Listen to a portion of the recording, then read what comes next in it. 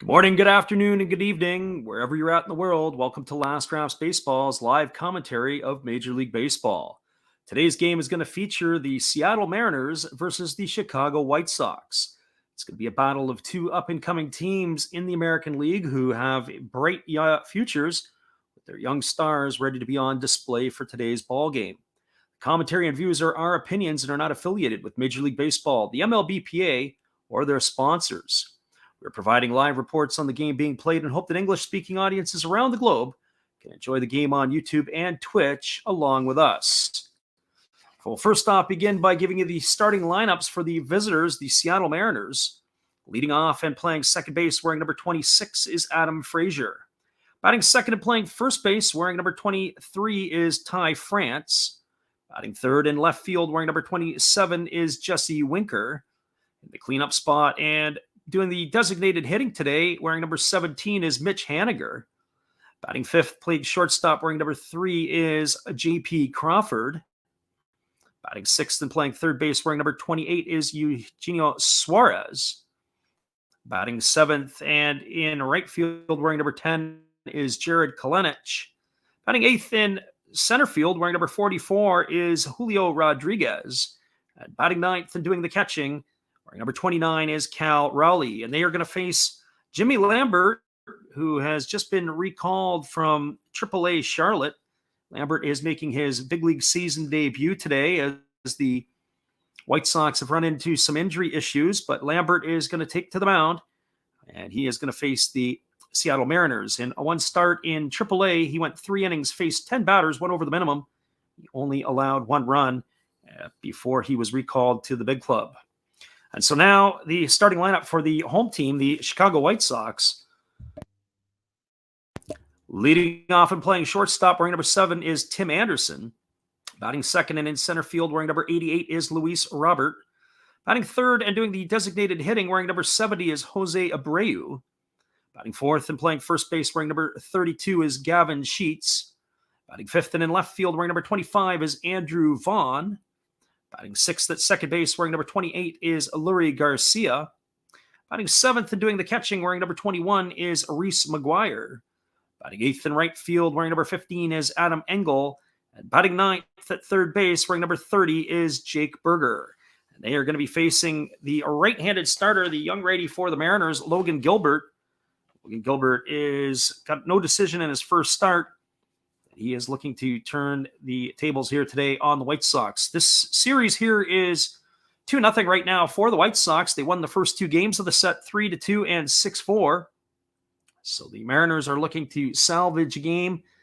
While the White Sox are looking to complete the sweep as they are looking to continue to build on a decent start to this season. So we have a sunny but windy day in the Windy City. It's the Emerald City against the Windy City. This one is ready to get underway, and it's a first pitch fastball that is swung on and lined to deep right field. Moving back on the warning track is the right fielder Engel, and he's going to make the catch. Adam Frazier hit that ball right on the screws. That ball was caught easily on the line by the right fielder Engel for the first out of the innings. So 1 up and 1 away. That's going to bring up the first baseman, Ty France. The temperature at game time was 47 degrees Fahrenheit. It is sunny, but the wind is blowing at 26 miles an hour out to left field, but it has changed direction a couple of times already since the top of the hour. And there's a fastball that's taken for a ball upstairs, so the count's 1-0 to France. For Ty France on the season, he's hitting .273. He's got a homer and 4 runs batted in. There's a fastball taken at the knees for a called strike, and the count goes even to 1-1. France has been involved in one of the many trades that the general manager, Jerry Dipoto, has made over the last few seasons. He originally began his big league career with the San Diego Padre organization. There's a breaking ball from Lambert that misses outside, and the count now goes to 2-1. So 2 balls and 1 strike to France. Most of this lineup that the Mariners do run out has been acquired by trades. There's been very few players that are pure homegrown players. There's a fastball swung on and fouled away. And the count now runs even to 2-2. Lambert, with the cold days, got an opportunity to lick his fingers and blow on his hand on the mound, as the temperature is just slightly higher than 45 degrees. We said 47 at first pitch. It's not going to get a whole lot warmer than this. Here comes the pitch. It is a changeup swung on. It's grounded over to third. It's gloved by the third baseman, Berger. He throws to first, and that is going to retire France on the ground out, 5-3 for out number 2. So two quick outs here for the Mariners in their top of the first inning. That's going to leave it up to Jesse Winker. Just looking at the top part of the order, and we'll discuss the bottom part when we get to it, but Frazier was acquired from the Padres. France acquired from the Padres. Jesse Winker was acquired in an off-season deal with the Reds. Haniger was a Diamondback at one time, and Crawford was a Philly. And then when you look at Eugenio Suarez, he was another Cincinnati Red. So the top 6 players in the batting order, all acquired by trades. And here comes the first pitch to Winker. It's a fastball taken for a called strike. And the count is 0-1. For Winker, he's off to a slow start. He's batting .167. He's got no homers and 1 RBI. He takes a fastball upstairs, and the count now goes even to 1-1. Lambert is not a big righty. He's a bit of a small righty. He gets ready to go. He kicks and delivers. It's a fastball that misses upstairs, and the count goes to 2-1. He does work fairly quick as Lambert. He stands at 6'2", but he doesn't look 6'2". I think if I was holding the measuring tapes, we might see something different. So here comes the pitch to Haniger. It's a fastball swung on and missed. And that's going to run the count now to 2-2. So 2 balls and 2 strikes. Jesse Winker, of course, had an outstanding season last year for the Cincinnati Reds. It was almost a breakout year for him. He was an all-star for the first time in his career. And here's the 2-2 pitch. It's a breaking ball that just misses off the inside corner, and the count now goes to 3-2. So 3 balls and 2 strikes. Winker last year got a chance to play quite a bit. He had 423 at-bats. He hit .305 last season in 110 ball games. There's the 2 pitch. It's a changeup swung on and grounded foul past the first base bag. A nice play by the ball boy down the right field line to come off the stool and make the play. That keeps the count at 3 balls and 2 strikes. Winker digs in. He's ready to face the offering from Lambert. He kicks and delivers. It is a do it for the Mariners in their half of the first inning. So for Seattle in their half of the first, no runs, no hits, no errors, and nobody left the board. We're through a half inning. It is the Mariners nothing. The Chicago White Sox coming to bat. Stick around, everybody. We're glad you guys are with us. Hold tight. We'll be back in just a moment. Thanks again, everybody.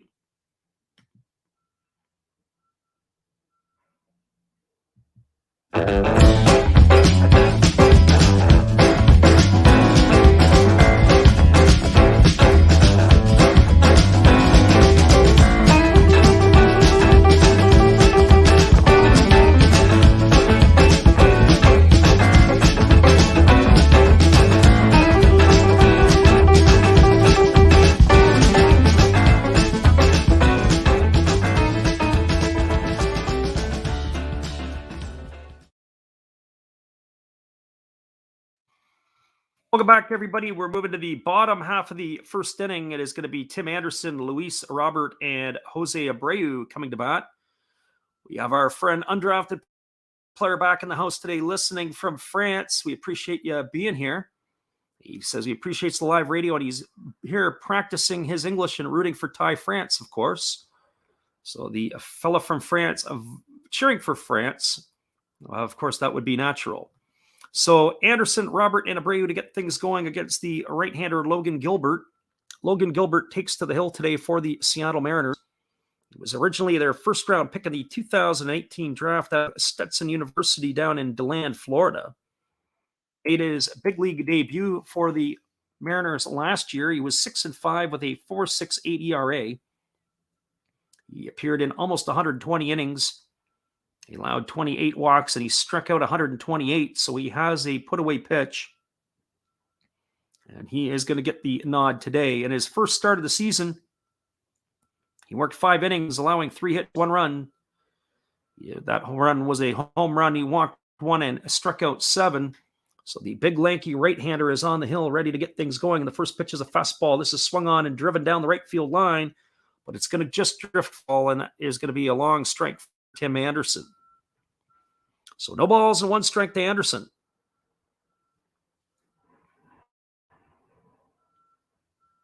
Gilbert, and of course the pick the year later of Emerson Hancock, who is down in the minors, are going to be the future of the Mariners staff. There's a breaking ball taken for a called strike. Then the count is 0-2. So no balls and 2 strikes to Tim Anderson. Anderson missed the first 4 games of the season due to a suspension. And Gilbert steps off the mound and has to reset himself. We've got Red Beard Breaks in the house. Jimmy, welcome. And here comes a breaking ball delivered to Anderson. It's down. They appeal down to first base, and the first base umpire says he went. That is Tom Hallion making the call, and that is going to retire Tim Anderson on strikes. He's the first out of the inning, and 1 up and 1 away. That's going to bring up Luis Robert. For Luis Robert on the season, he's hitting .350. He's got a couple of homers and 3 RBIs. He's also swiped 4 bases in the early going. In today's lineup, he is the only player for the White Sox to have a stolen base this year. And here's the pitch from Gilbert. It is a fastball in on the hands. It's fouled away over on the first base side, and the count is 0-1. Lots of hype around Luis Robert. Of course, many people believe that he is the real deal. The Cuban-born player missed some time last year through injury, and there's a fastball swung on. It's grounded to short, fielded neatly by Crawford over to first. That is going to retire Robert. That's going to go down as a ground out. 6-3 in the books for out number 2, and that's going to leave it all up to Jose Abreu. Vivid Life is in the house today. We welcome you for coming today. Thanks for stopping in. We do appreciate all of our listeners from around the globe. We have our friend Undrafted Player who is here from France, and of course, Jimmy from Pittsburgh. And Vivid Life in the house here today, too. So Jose Abreu steps up to the plate, and there's a first pitch breaking ball that misses outside, and the count is 1-0. So 1 ball and no strike to Abreu. Abreu batting .278 on the season with no homers and a couple RBIs. He takes a 96-mile-an-hour fastball in under the hands for a called strike, and the count is 1-1. Abreu last season hit 30 homers and drove in 117 runs as he takes a 4-seam fastball inside for ball 2, and the count is 2-1. The former American League MVP reminds me a lot of a young Albert Pujols. So, of course, he's getting a little older now, just in some of his movements, the way that his swing looks. There's a fastball that's fouled away over the first base dugout. The count is 2-2. I had a chance to see him in Arizona in a 3-game set a few years ago, and that's exactly what he reminded me. The crack of the bat, the ball off the crack of the bat just sounded different coming off Abreu's bat. So here comes the 2-2 pitch. There's a fastball swung on and fouled away. That's going to keep the count at 2-2 to Abreu. Gilbert, and what I could see, there's a lot to like about the young right-hander. There's a lot of late life on his pitches. He gets a lot of movement on his fastball. So here's the 2-2 pitch. There's a breaking ball swung on. It is grounded over to first. It's neatly picked up by the first baseman, France. He flips it to Gilbert covering. And that is going to do it. That's going to go in the books as a ground out, 3-1 for out number 3 here in the first inning. So just as the Mariners went quietly, so too have the White Sox. There was no runs, no hits, no errors, and nobody left the board. We're going to go to the top of the second. We'll be back in just a moment. We'll chat with our chat. Here is our friend Steve Rademacher, a supporter of our channel. In return, we'd like to support him. Check him out after the game. Hello, kids. Steve coming at you. It's Steve Rademacher, And if you like interesting stuff, if you like to laugh a little bit, and if you enjoy collecting, this channel's for you. If you like non-sport cards, we have them. You like pseudo-sport cards, we open them. Even if you like entire boxes of completely pointless stuff or other sports, we have everything here. I drop a different video every day, and there's always a theme to it, from No Filter Friday to Saturday morning cartoons, even Sunday shoutouts. Once in a while, we'll get a little froggy and show Money Money Monday, where I showcase a bunch of my currency. We have Legos, we have Star Wars, we have a good time. We even have my brother on Takeover Tuesday. Be there or be square. Back to Freddy. Thanks again, Steve. We appreciate you and your support of our channel. And in return, we like to support Steve Rademacher. Remember, after the game, be sure to check out his channel for all the laughter that you can endure. Now, coming up to bat, it is the Seattle Mariners in their top of the second inning. It'll be Mitch Haniger, J.P. Crawford, and Eugenio Suarez coming to bat to face the right-hander Jimmy Lambert. Both of these starting pitchers were able to retire the side 1-2-3 in their half of the first inning. It is a blustery day in the Windy City. It is sunny but cool and a lot of wind, and there's a fastball swung on. It's lifted into straightaway center field. Coming in underneath it is Robert. He's going to make the catch. With one pitch, we have one away here in the top of the second inning. That's going to bring up the shortstop, J.P. Crawford. For Crawford on the young season, he's hitting .421. He's got no homers and 1 RBI. He is more known for his glove than he is for his bat, so anything that the Mariners can get from Crawford offensively is an added bonus. He's got one of the finer gloves in the league, and there's a fastball that misses inside. Crawford had offered to bunt, but he had pulled back. More show than anything else. So 1 ball and no strikes. Here's the 1-0 pitch from Lambert. It's a fastball again that misses inside. Again, Crawford looked like he was wanting to square to bunt. So it's 2 balls and no strikes now to Crawford. Steve Rademacher is in the house today. We just saw Steve in one of our infomercials.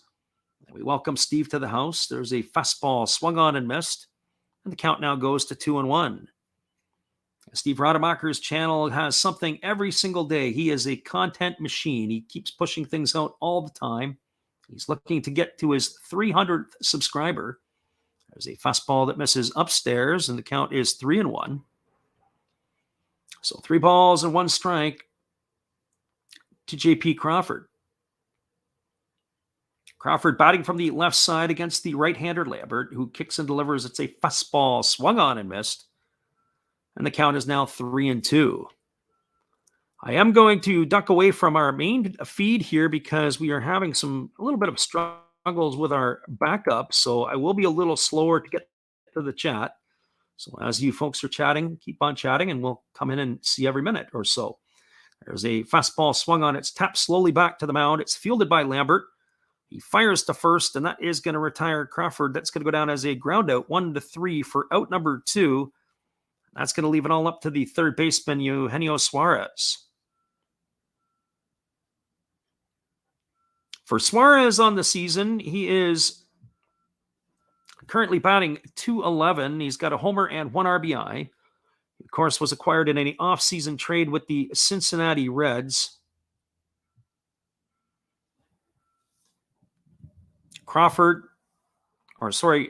Suarez began his major league career in the Detroit Tiger organization. He was flipped to the Reds in a trade for Alfredo Simon, a pitcher.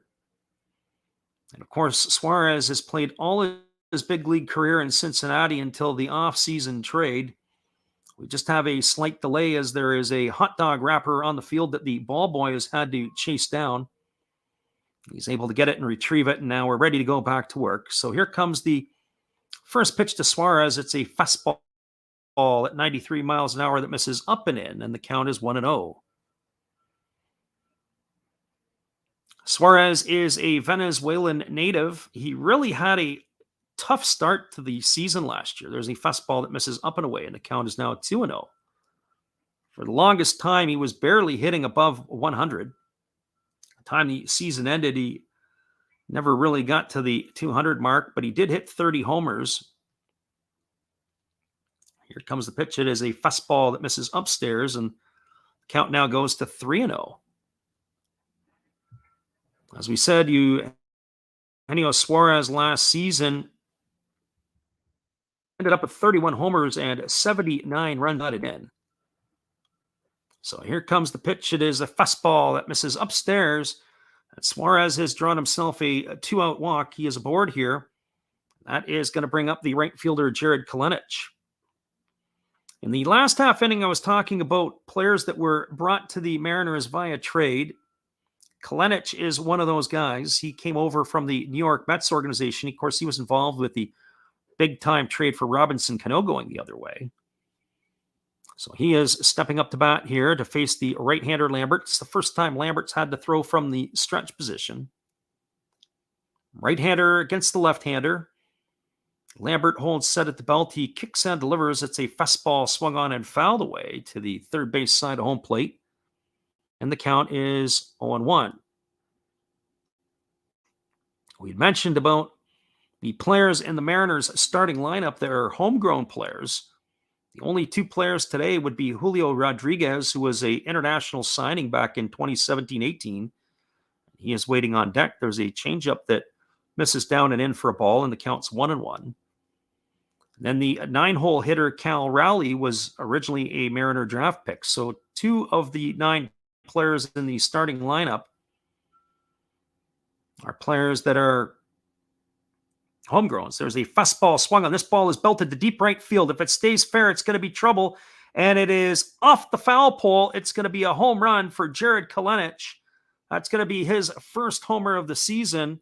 And it's of the 2-run variety. So the Mariners jump on the board quickly here in the second inning. Have now taken a 2-0 lead on the home run by Kalenic. That ball hugged the line. It was right down the line, and it just was able to hit the foul pole, and that's exactly what happened. As we get the replay on it, he's very fortunate. He just didn't hook it a little bit more. Otherwise, that ball would have been a foul ball by a couple of feet. That is now going to bring up the right-handed hitting Julio Rodriguez. And as we talked about, J-Rod was the signing that the Mariners made in 2017-18 in the international signing period. He threw $1.75 million at him, which is a shrewd signing. There's a fastball swung on and missed, and the count is 1-1. Considering he rocketed up to the top 5 on most prospect boards. Last year in the minor leagues, he hit .347, but he's off to a tough start in the big leagues. There's a breaking ball swung on. It's grounded back up the middle. It's fielded by the second baseman, Larry Garcia, but he's not going to have a play at first. That's going to go down as an infield single. And Julio Rodriguez is aboard with a 2-out single here, and that's going to bring up Cal Raleigh.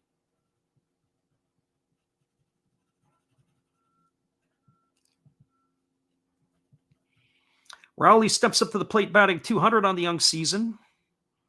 He's got nothing on his slash line.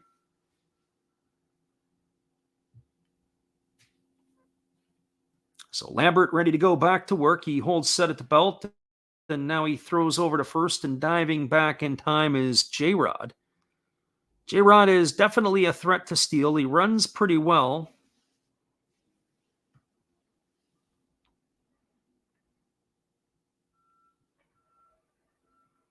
So here we are back to the live action as Raleigh steps in again at the plate. Raleigh bats from the left side against the right-hander Lambert. And again, Lambert throws over, and again diving back in time is J-Rod.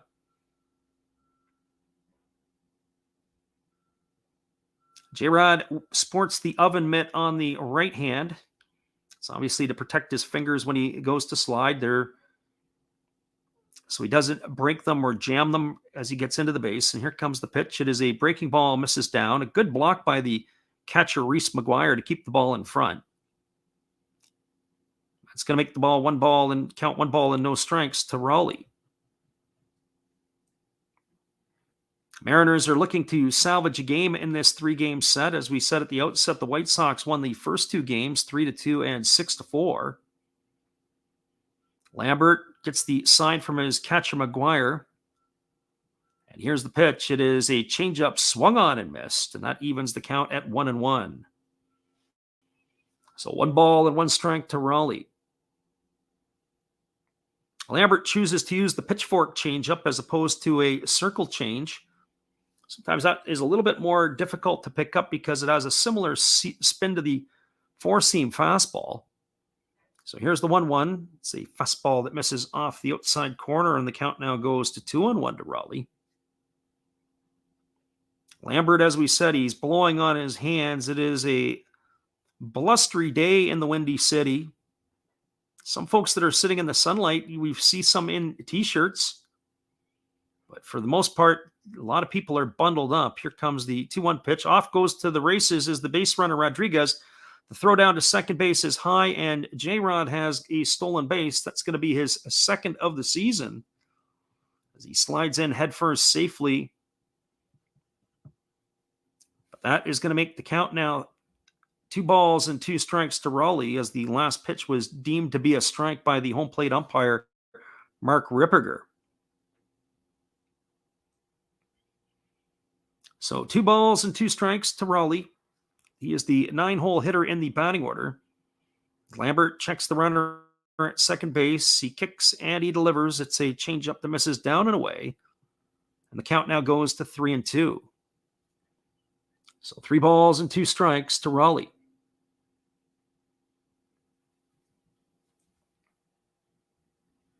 J-Rod establishes his lead at second base. And here's the pitch from Lambert. It is a changeup swung on. It is grounded into shallow right field. Garcia fields it, but he drops the ball. He's not going to have a play anywhere, and that is going to be possibly ruled a hit. We'll have to wait and see what the scorer says. I'm not sure that he was going to make the play anyway. We're going to see. It could be an error to 4, or it could be a base hit. We're going to watch it again on the replays. In shallow right field, he has to go to field it. I would be surprised if they ruled that as a base hit. It is going to go down as an E4.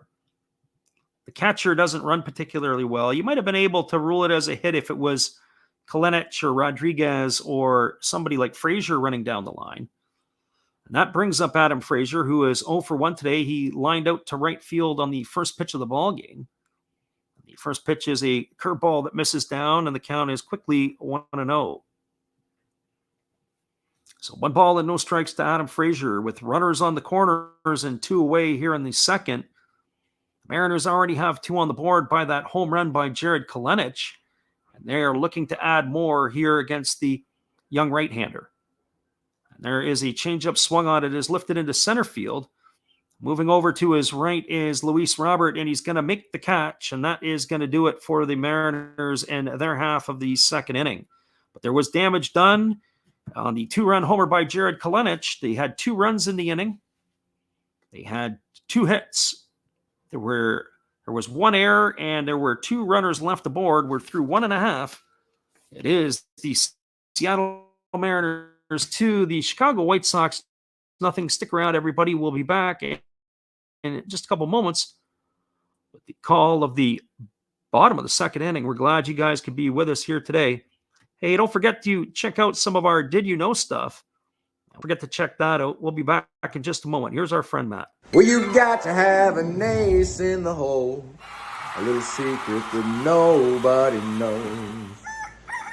Life is a gamble, a game we all play, but you've got to save something for a rainy day. You've got to learn to play your cards right if you expect to win in life. Don't put it all on the line for just 1 roll. You've got to have an ace in the hole.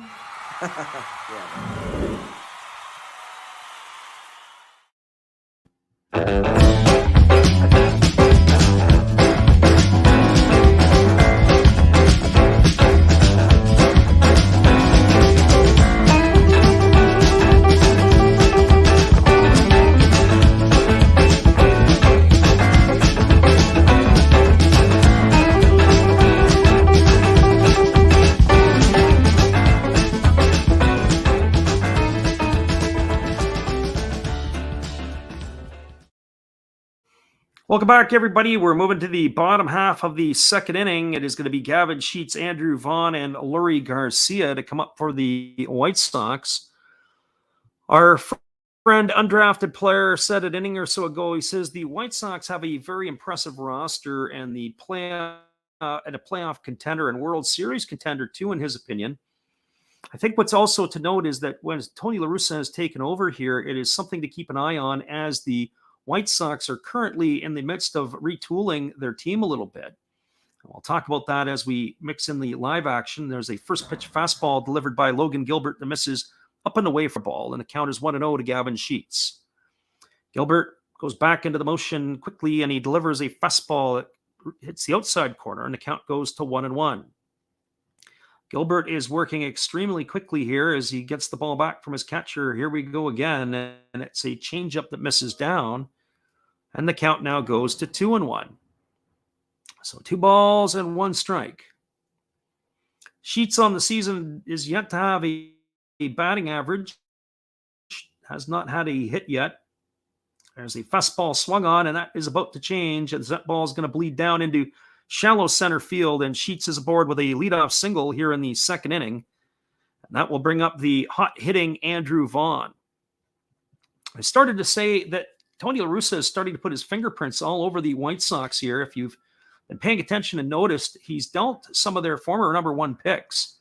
Last year, Nick Madrigal was quickly shipped out to the Cubs for reliever Craig Kimbrell. And then this year here, Zach Collins was sent packing to the Toronto Blue Jays for Reese McGuire. And there's been rumors swirling around this hitter, Andrew Vaughn, that taps slowly over to third. It's fielded by Suarez. His only play is to first base, and he's going to retire Vaughn on a ground out, 5-3 for out number 1, but it'll advance Sheets over to second. And that is going to bring up the second baseman, Lurie Garcia.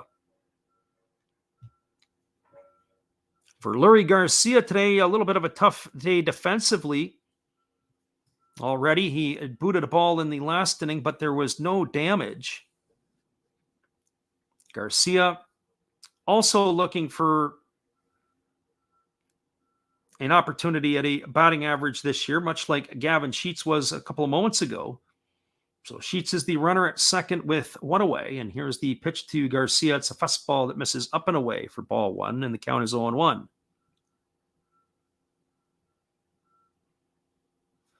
Gilbert used only 11 pitches in the first inning to dispose of the White Sox, and he's been all around the zone here again in the second inning.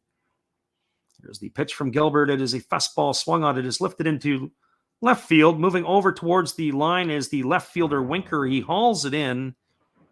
That is going to retire Garcia for the second out of the inning. So 2 up and 2 away, and that's going to leave it all up to the catcher, Reese McGuire. For McGuire, he's hitting .286 on the young season. He's come over, as we said, in the trade with the Toronto Blue Jays. It was late in spring training.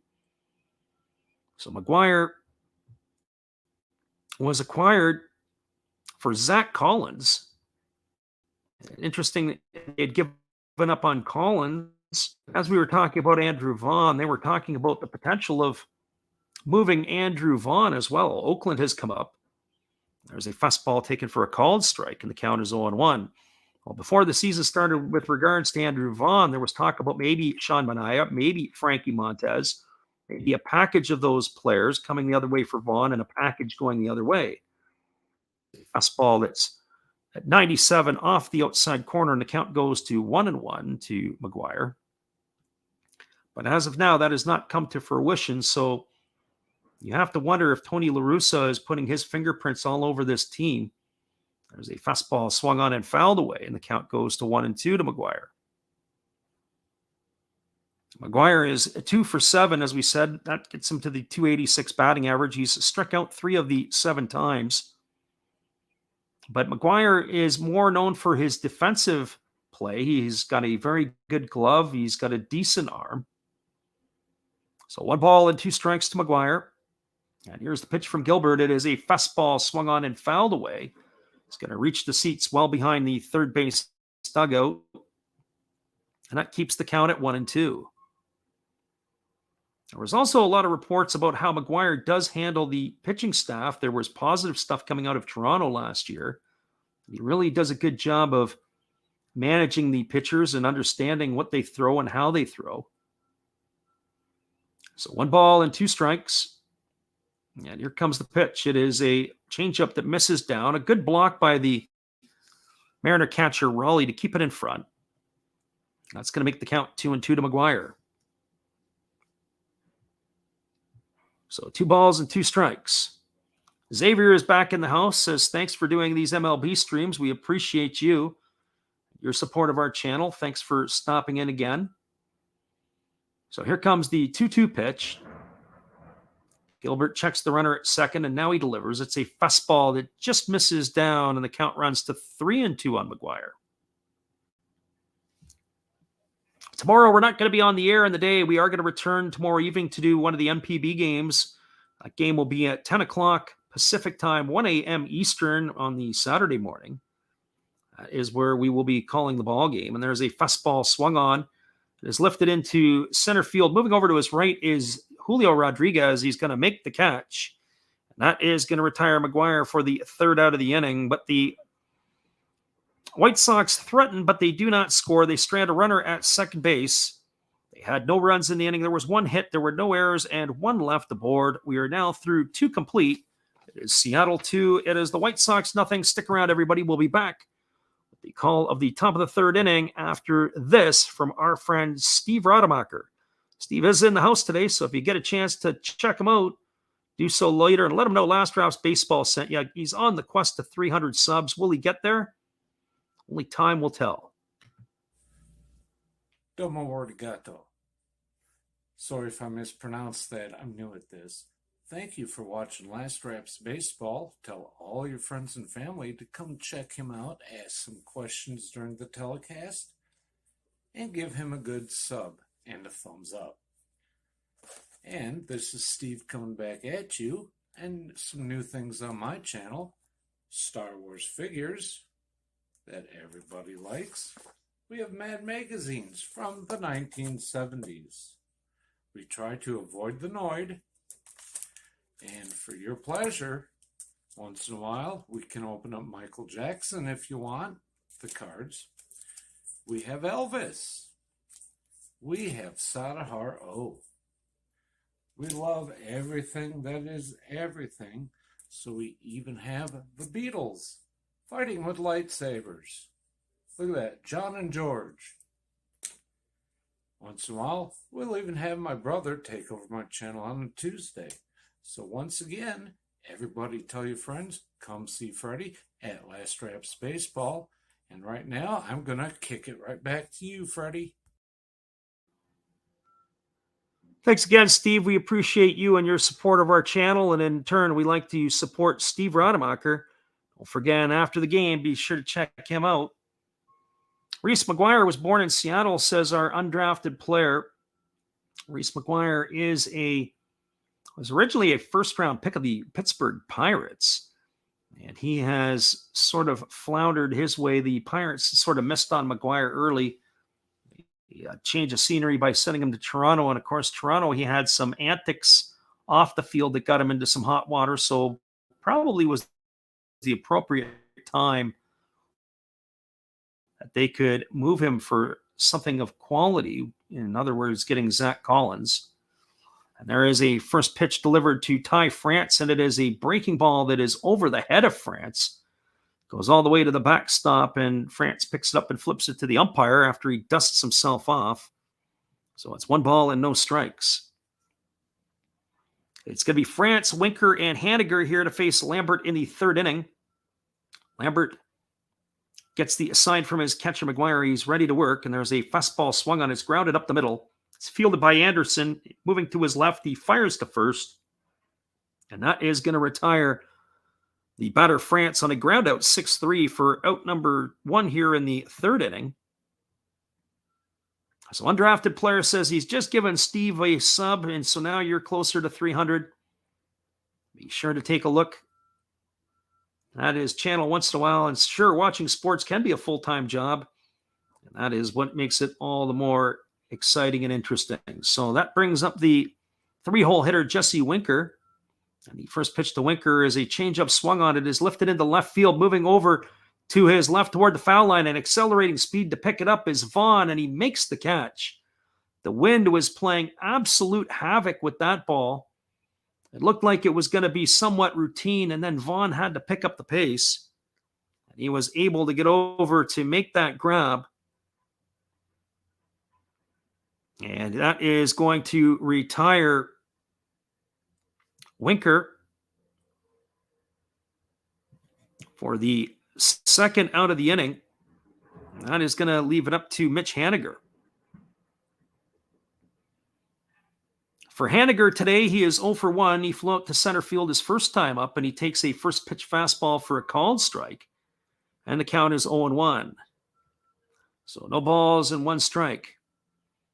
So to our friend undrafted player, I'm sure Steve will appreciate that, and he will check that out after. I know he is listening from his place of work. There was a fastball that misses upstairs. The count goes to 1-1 on Haniger. Last season, Haniger had 39 homers, and he drove in 100 runs for the Mariners. There was a fastball swung on and fouled away.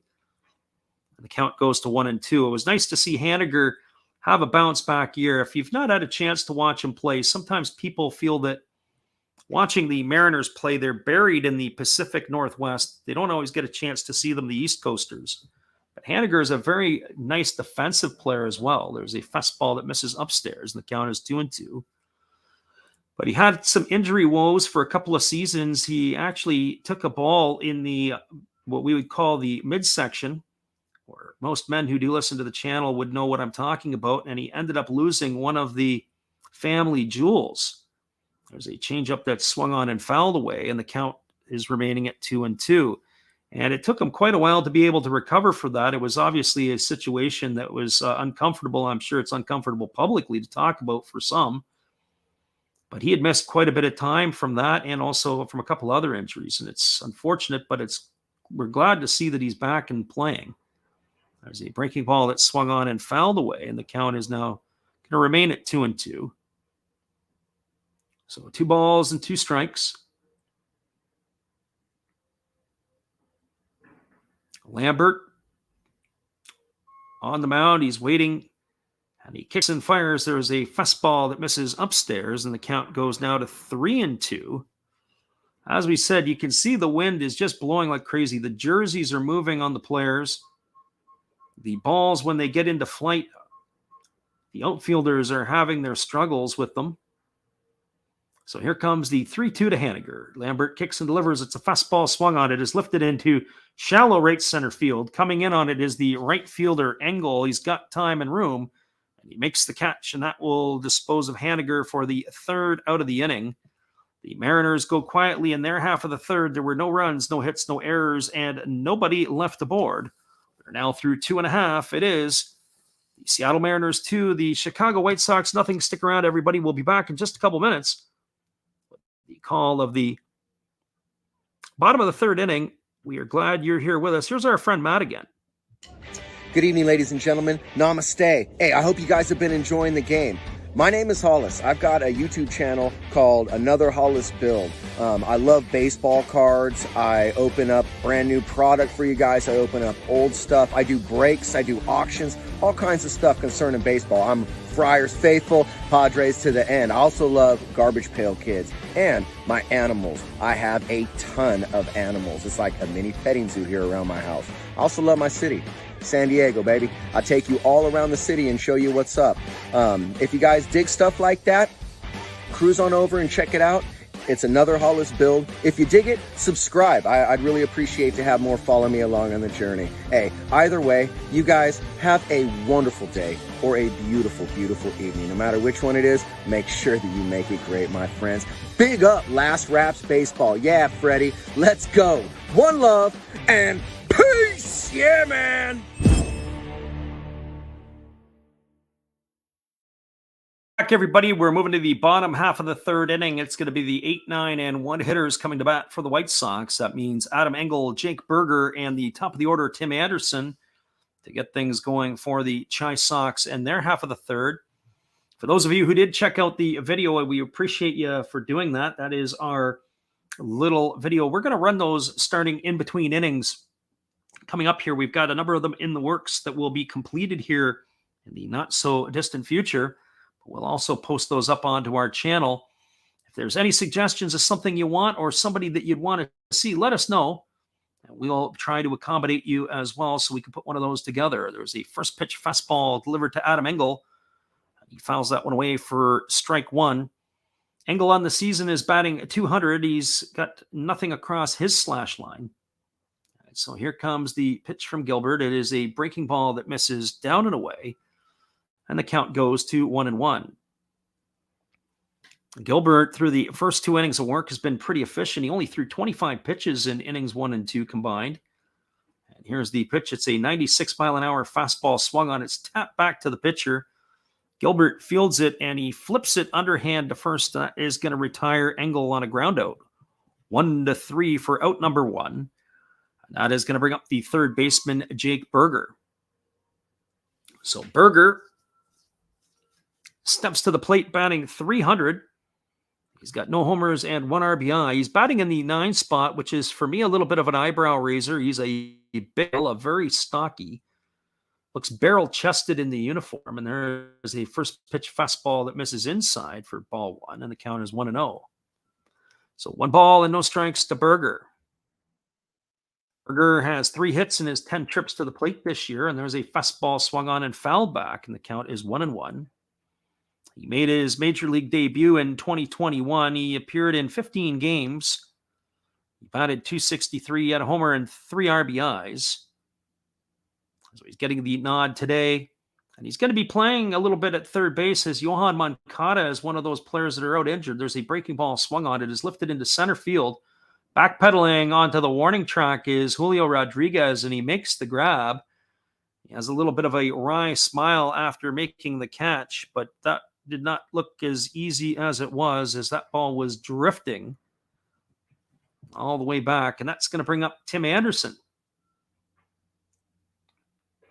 So Tim Anderson is the top of the order. He comes to bat with 2 away. I've had a chance to see Tim Anderson play on a number of occasions. I saw him in Arizona. I've seen him in Seattle. I've seen him in different spots live. The one thing that stands out is just how fast he really is when you get to see him in it, not on the television or not on video. There's a first pitch breaking ball taken for a called strike. But the most impressive was watching him take ground balls in batting practice. There's a breaking ball swung on. It is grounded over to third. It's picked up. It's fired to first, but the umpire at first base, Tom Hallion, says it's not in time. Looks like it's going to be an infield hit, but we may have to have a look at this on the replay. And as we get ourselves the replay, Hallion may be right. In fact, Anderson, who we were just talking about, runs really well. Looks like he's beat that out for an infield hit. And that is going to be a single. I don't know if the Mariners are going to look at it, but they'd be wasting a challenge if they did. Tom Hallion, in our opinion, made the right call. And that is correct. They're not going to look at it. And that keeps the inning alive, and that's going to bring up Luis Robert. Luis Robert is 0 for 1 today. He grounded to the shortstop his first time up. When he steps into the box, he is in scoring position. There's a slider that misses down and away, and the count is 1-0. Yeah, Tim Anderson is absolutely flying out of the box. He has some electric speed, and that was on full display on that ground ball to Suarez. So here comes the 1-0 to Robert. There's a fastball swung on and missed. That evens the count at 1-1. So 1 ball and 1 strike. Robert missed quite a bit of time last year through injury, but he still was able to manage to bat .338 and hit 13 homers. There's a breaking ball to Robert. It is swung on. It is lifted into deep right field. Moving back onto the warning track is the right fielder, Kalenic. He's going to make the catch, and that is going to do it for the White Sox in their half of the third inning. There was no runs, 1 hit. There were no errors, and 1 runner left the board. We're now through 3 complete. It is the Seattle Mariners 2, the Chicago White Sox nothing. Stick around, everybody. We'll be back in just a couple minutes with the call. The top of the 4th inning after this from our friend Steve. Steve Rademacher. Hello, friends. Steve coming back at you, a clean-shaven Steve. Thank you for watching The Last Reps Baseball. And please continue to support my channel among others, like Another Hollis Build. Awesome commercial. And now I'll show you a few more things that we do have. We have toys, like this bobblehead Star Wars on wheels. We have Noids.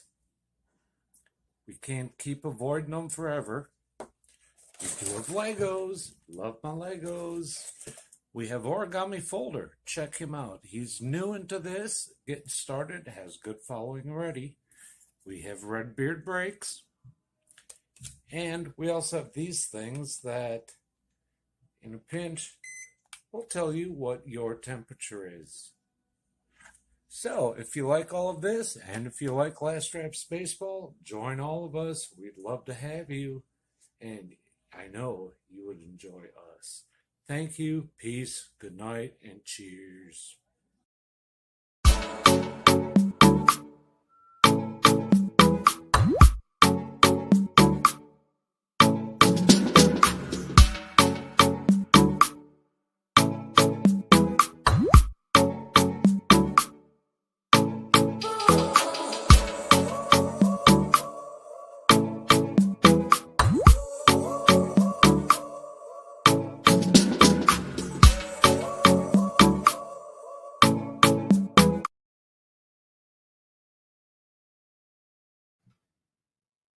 Welcome back, everybody. We have a pitching change, and the Chicago White Sox are going to their bullpen. That is going to be the end of the day for Jimmy Lambert.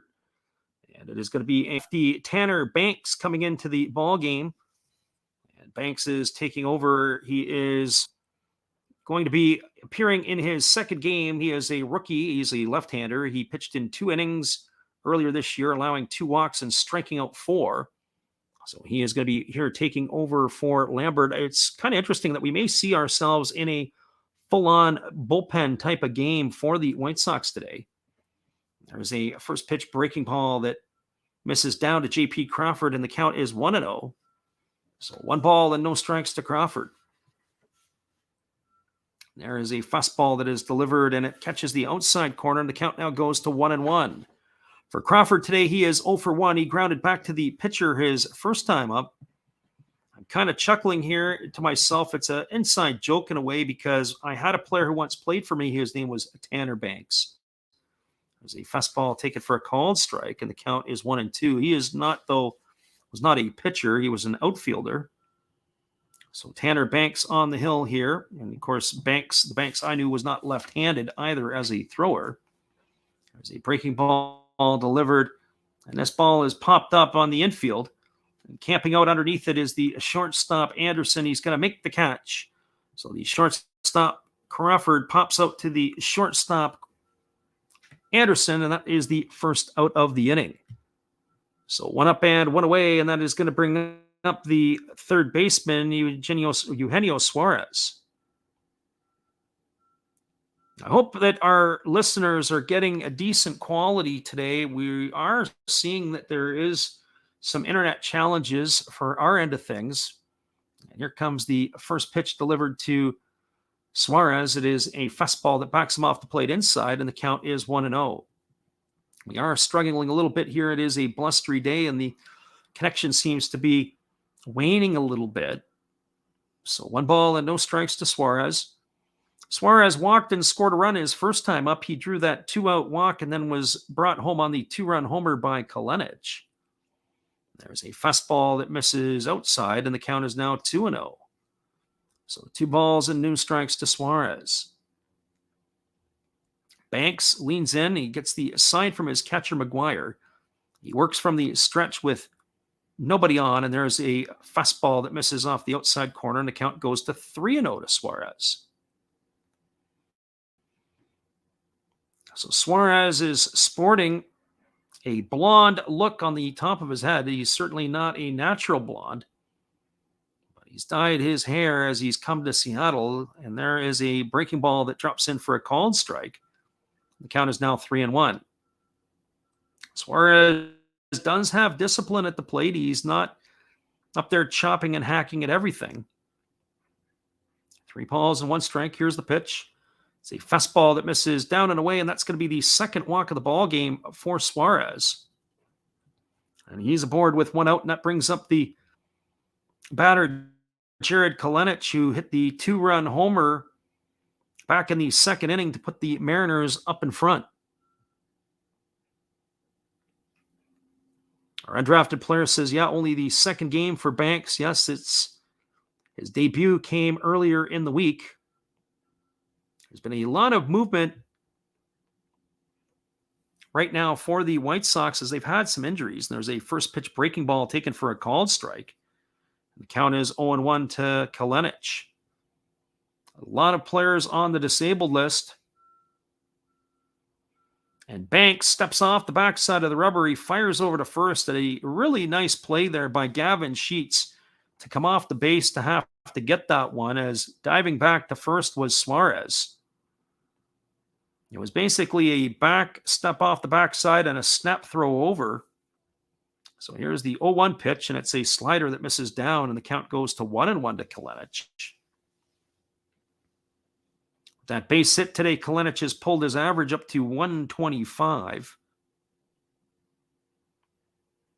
So here comes the 1-1 pitch, and instead Kelenic has asked for time. He steps out because he feels the pitcher, Banks, has taken too much time.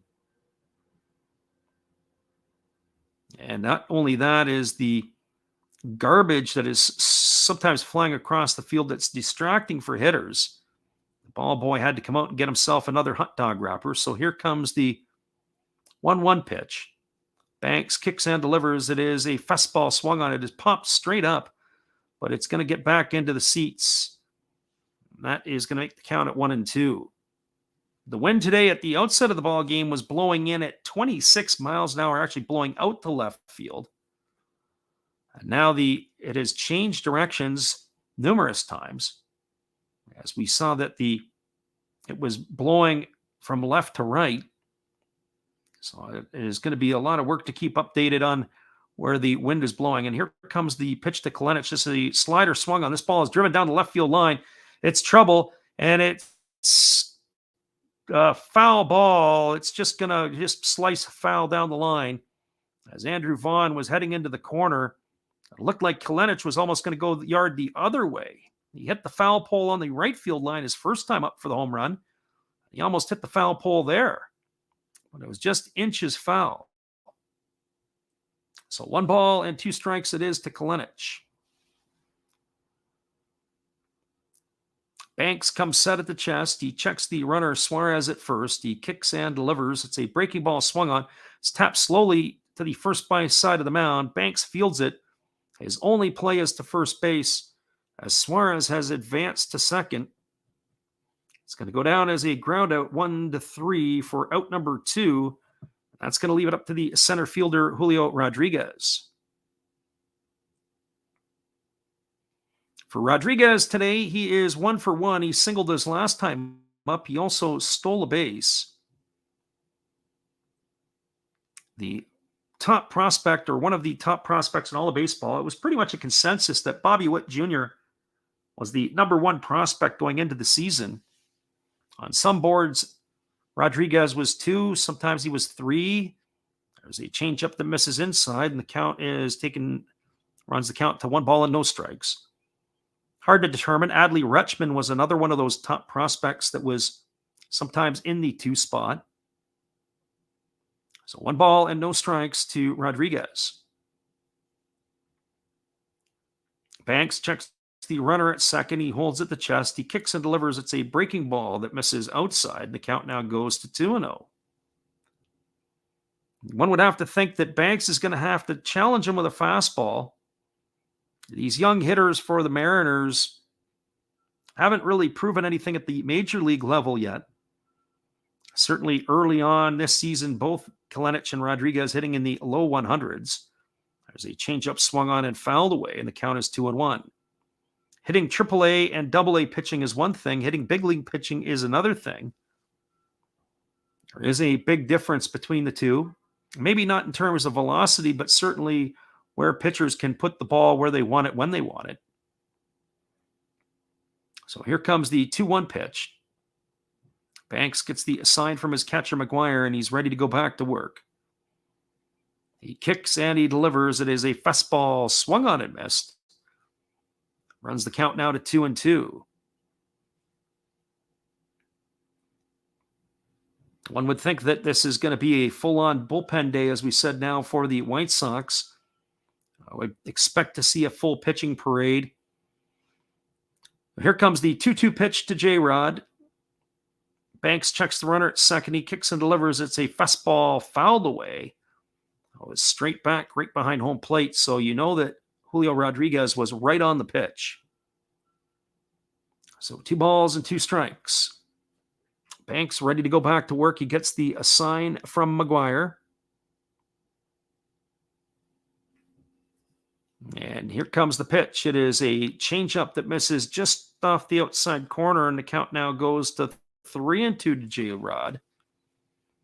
Should Rodriguez find a way on base, it'll be Cal Raleigh who will follow.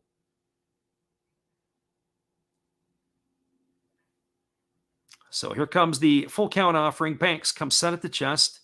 He kicks and he delivers. It's a breaking ball that just misses off the outside corner.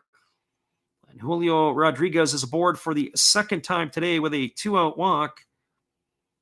That's going to put runners at first and second, and it's going to bring up the catcher, Cal Raleigh. But before the catcher, Raleigh, comes to the plate, we are going to have a conference on the mound. There's going to be a visit from the White Sox pitching coach. The pitching coach is Ethan Katz. He's in his second year with the White Sox. He replaced longtime pitching coach Don Cooper. Was around for nearly 20 years as the White Sox pitching coach. And the conference is now broken up and over, and we're ready to get this one back underway. Raleigh steps up to the plate. He is officially 0 for 1. He did reach first on an error his first time up. His average has slipped now down to 167 on the season. As we said, you're going to get some wild swings with the batting averages early on because there's a small sample size. So Banks gets the sign from his catcher, McGuire. He comes set at the chest. He kicks and delivers. It's a breaking ball swung on. It's popped up behind home plate, but it's going to get into the seats. That's going to make the count at 0 balls and 1 strike to Raleigh.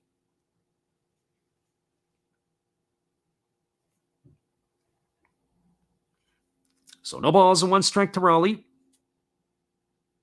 He gets himself dug back in. He's ready to face the offering from the left-hander Banks. And here comes the pitch. It is a breaking ball. It is swung on and missed. And it now goes to 0-2. So 0 balls and 2 strikes to Raleigh.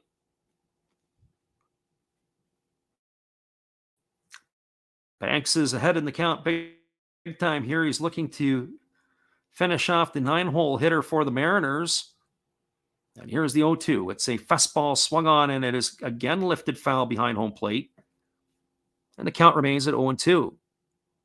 Raleigh was originally the 3rd-round draft choice from Florida State University back in the 2018 draft.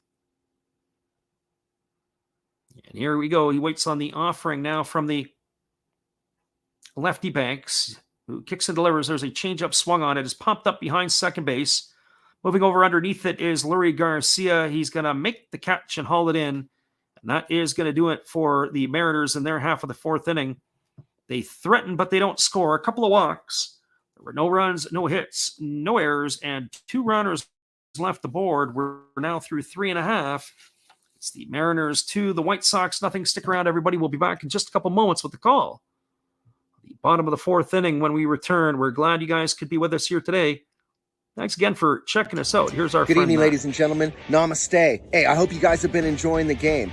My name is Hollis. I've got a YouTube channel called Another Hollis Build. I love baseball cards. I open up brand new product for you guys. I open up old stuff. I do breaks. I do auctions. All kinds of stuff concerning baseball. I'm Friars faithful, Padres to the end. I also love Garbage Pail Kids and my animals. I have a ton of animals. It's like a mini petting zoo here around my house. I also love my city. San Diego, baby. I'll take you all around the city and show you what's up. If you guys dig stuff like that, cruise on over and check it out. It's another Hollis build. If you dig it, subscribe. I'd really appreciate to have more follow me along on the journey. Hey, either way, you guys have a wonderful day or a beautiful, beautiful evening. No matter which one it is, make sure that you make it great, my friends. Big up Last Raps Baseball. Yeah, Freddie, let's go. One love and peace. Yeah, man.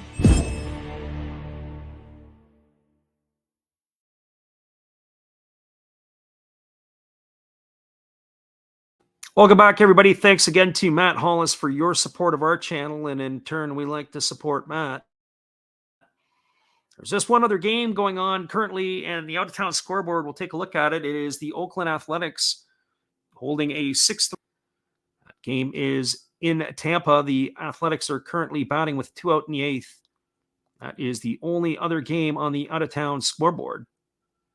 We appreciate everybody in here for being here today, and thank you again for all this stuff.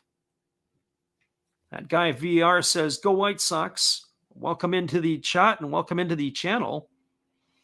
So here we go back to the action. Logan Gilbert ready to face Jose Abreu, Gavin Sheets, and Andrew Vaughn, and he delivers a first pitch pass ball to Abreu, who swings and fouls it off over on the first base side, and the count is quickly 0-1.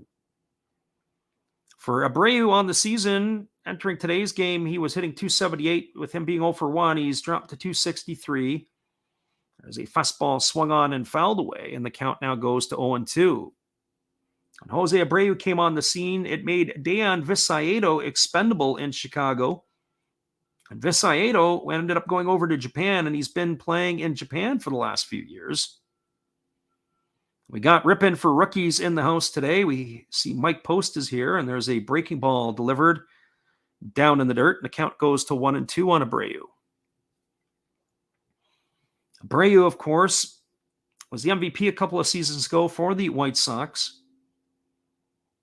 Not just for the White Sox, but for all of the American League. He is a very dangerous hitter, and there's a breaking ball that misses outside, and the count now goes to 2-2. So 2 balls and 2 strikes to Abreu. There's definitely a Cuban flavor with the White Sox, with Abreu in the lineup and Luis Robert, and of course Moncada, all with Cuban descent. There's a fastball swung on its tap foul over on the third base side. That keeps the count at 2-2. Other players as well include Oscar Collis, who's come over from the Fukuoka SoftBank Hawks. They called him the Cuban Otani.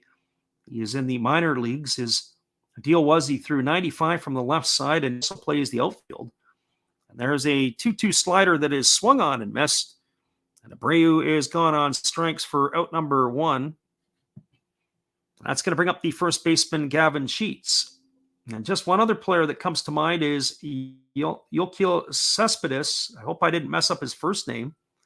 But that is the half-brother of Yoenis Cespedes, who had played with the Oakland A's, the Tigers, the Red Sox, the Mets, and others. So here comes the pitch to Gavin Sheets. It's a fastball taken for a called strike. The count is 0-1. For Sheets today, he singled his first time up. He is 1 for 1. And here comes the pitch. It is a breaking ball that is swung on and tap foul over on the first base side. And the count now goes to 0-2. If you're a White Sox fan in this stream, you got to hope that the Sox can chase Logan Gilbert. He has got some pretty electric stuff today. Lots of movement. There's a fastball that misses upstairs, and the count is 1-2. And that being said, you want to get into the Mariner bullpen because that's where the excitement starts to begin in Seattle. So 1 ball and 2 strikes. And the batter Sheets has asked for time and steps out of the box as the sun has gone behind the clouds. And here comes the pitch. It is a changeup that misses down, and the count now goes to 2-2. That VR guy is pounding his chest saying that the White Sox will prevail. And you may be right on that. Hopefully you can join us again in the future, as we do call these games frequently. It's not always the White Sox. There is a breaking ball swung on and fouled away. It's going to reach the seats over on the third base side, and that keeps the count at 2 balls and 2 strikes to Sheets. Gilbert ready to go back to work. He kicks and delivers. There's a changeup that is swung on and fouled away. And the count remains at 2-2. We have all kinds of stuff going on. Also, to make sure you check out our Did You Knows. We started it off today with Shane Bieber. But as we mentioned earlier in the chat, if you want somebody in the Did You Knows to see, let us know in the comments section or in the Bieber section, and we'd be happy to put that out for you in a future video. If you have a favorite player or you like somebody particular. There's a breaking ball that is swung on tap foul by Sheets, and the count again still is 2-2. Gilbert definitely works quickly here. He rocks into the motion and delivers. It's a fastball swung on and fouled away. We've got quite the battle now brewing here. This is about to be the 9th pitch of the at-bat to Sheets. Gavin Sheets, when you look at him, you look at certain hitters and they start to strike fear into you. When Sheets steps in the box right now, he is oozing confidence, despite the fact that he's only got his first hit of the year in this ballgame. And there's a pitch that is swung on and missed. And the pitcher, Gilbert, wins the battle as he strikes out Sheets for out number 2 here in the 4th inning. That is the 3rd strikeout of the ballgame for Gilbert. And that's going to leave it up to Andrew Vaughn. Andrew Vaughn is off to a massive start. He's hitting .429. He's got a couple of homers and 6 RBIs. He, of course, was. Our guy says, do you have a Twitch? We do have.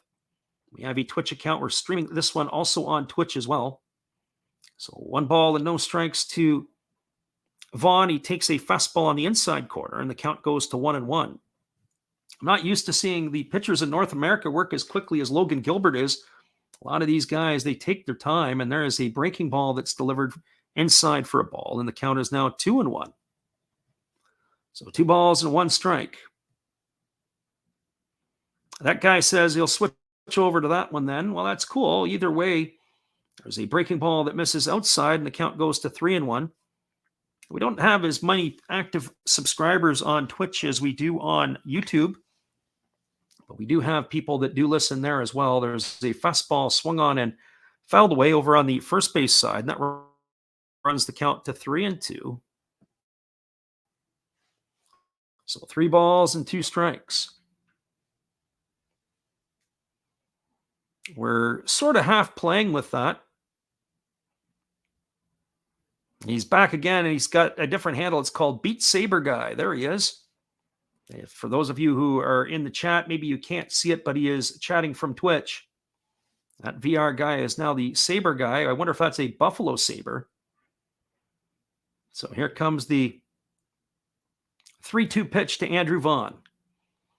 Gilbert rocks in the motion. He kicks and delivers. It is swung on and fouled away over on the first base side. Wasn't handled by the first base coach, but he is able to stop it and flip it into the stands, and it's going to keep the count at 3-2 to Andrew Vaughn.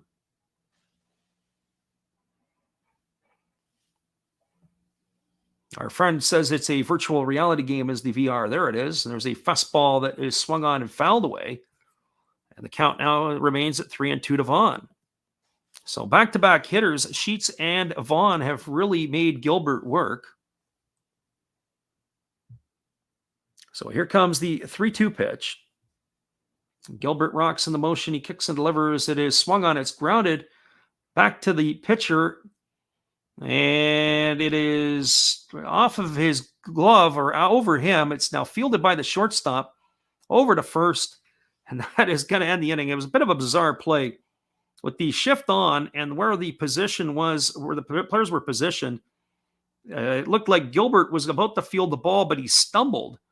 The ball goes over top of him, and it's fielded by the shortstop on the right side of second base. He throws Vaughn out at first. That's going to go down as a ground out 6-3 for out number 3. And that is going to do it for the White Sox in their half of the 4th inning. They got no runs, no hits, no errors, and nobody left the board. We are now through 4 complete. It is the Mariners 2, the White Sox nothing. Stick around, everybody. We'll be back in just a couple moments with the call at the top of the 5th inning. Thank you all for being here, whether you're a virtual reality player or a listener from France, or you're just listening in Pittsburgh, Pennsylvania. We love having you all here. Hang tight, everybody. This is our late night Japanese Hall of Fame memories series that we run. Check these out. We do these a late night.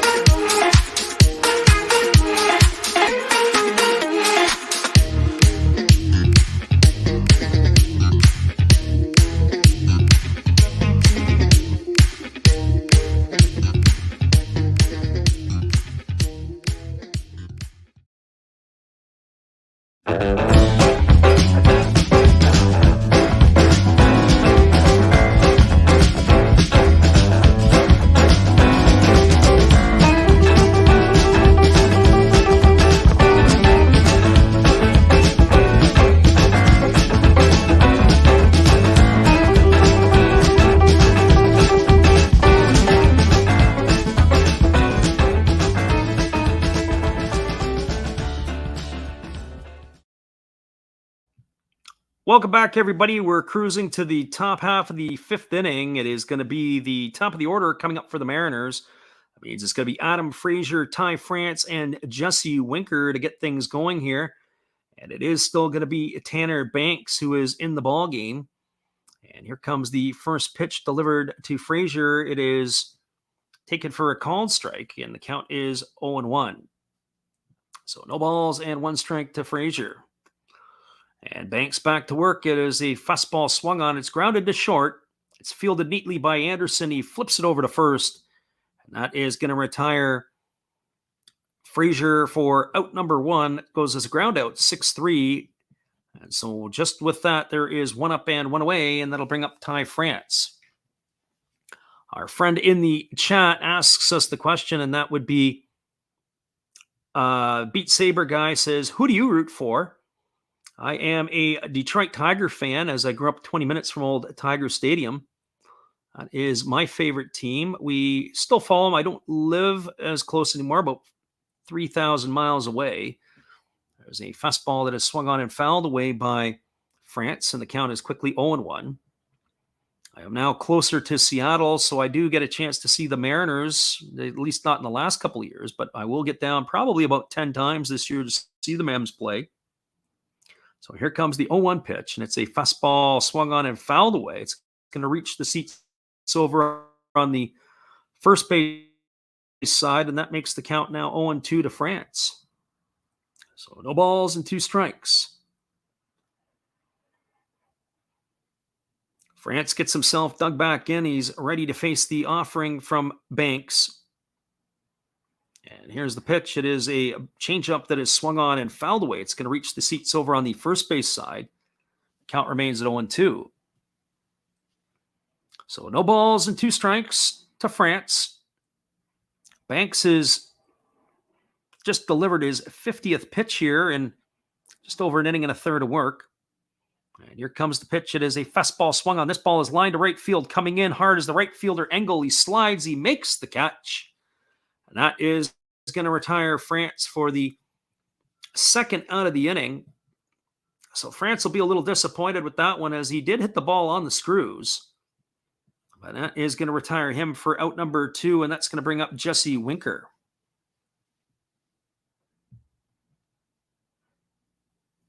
So two away, and Winker steps up to the plate. He is 0 for 2 today.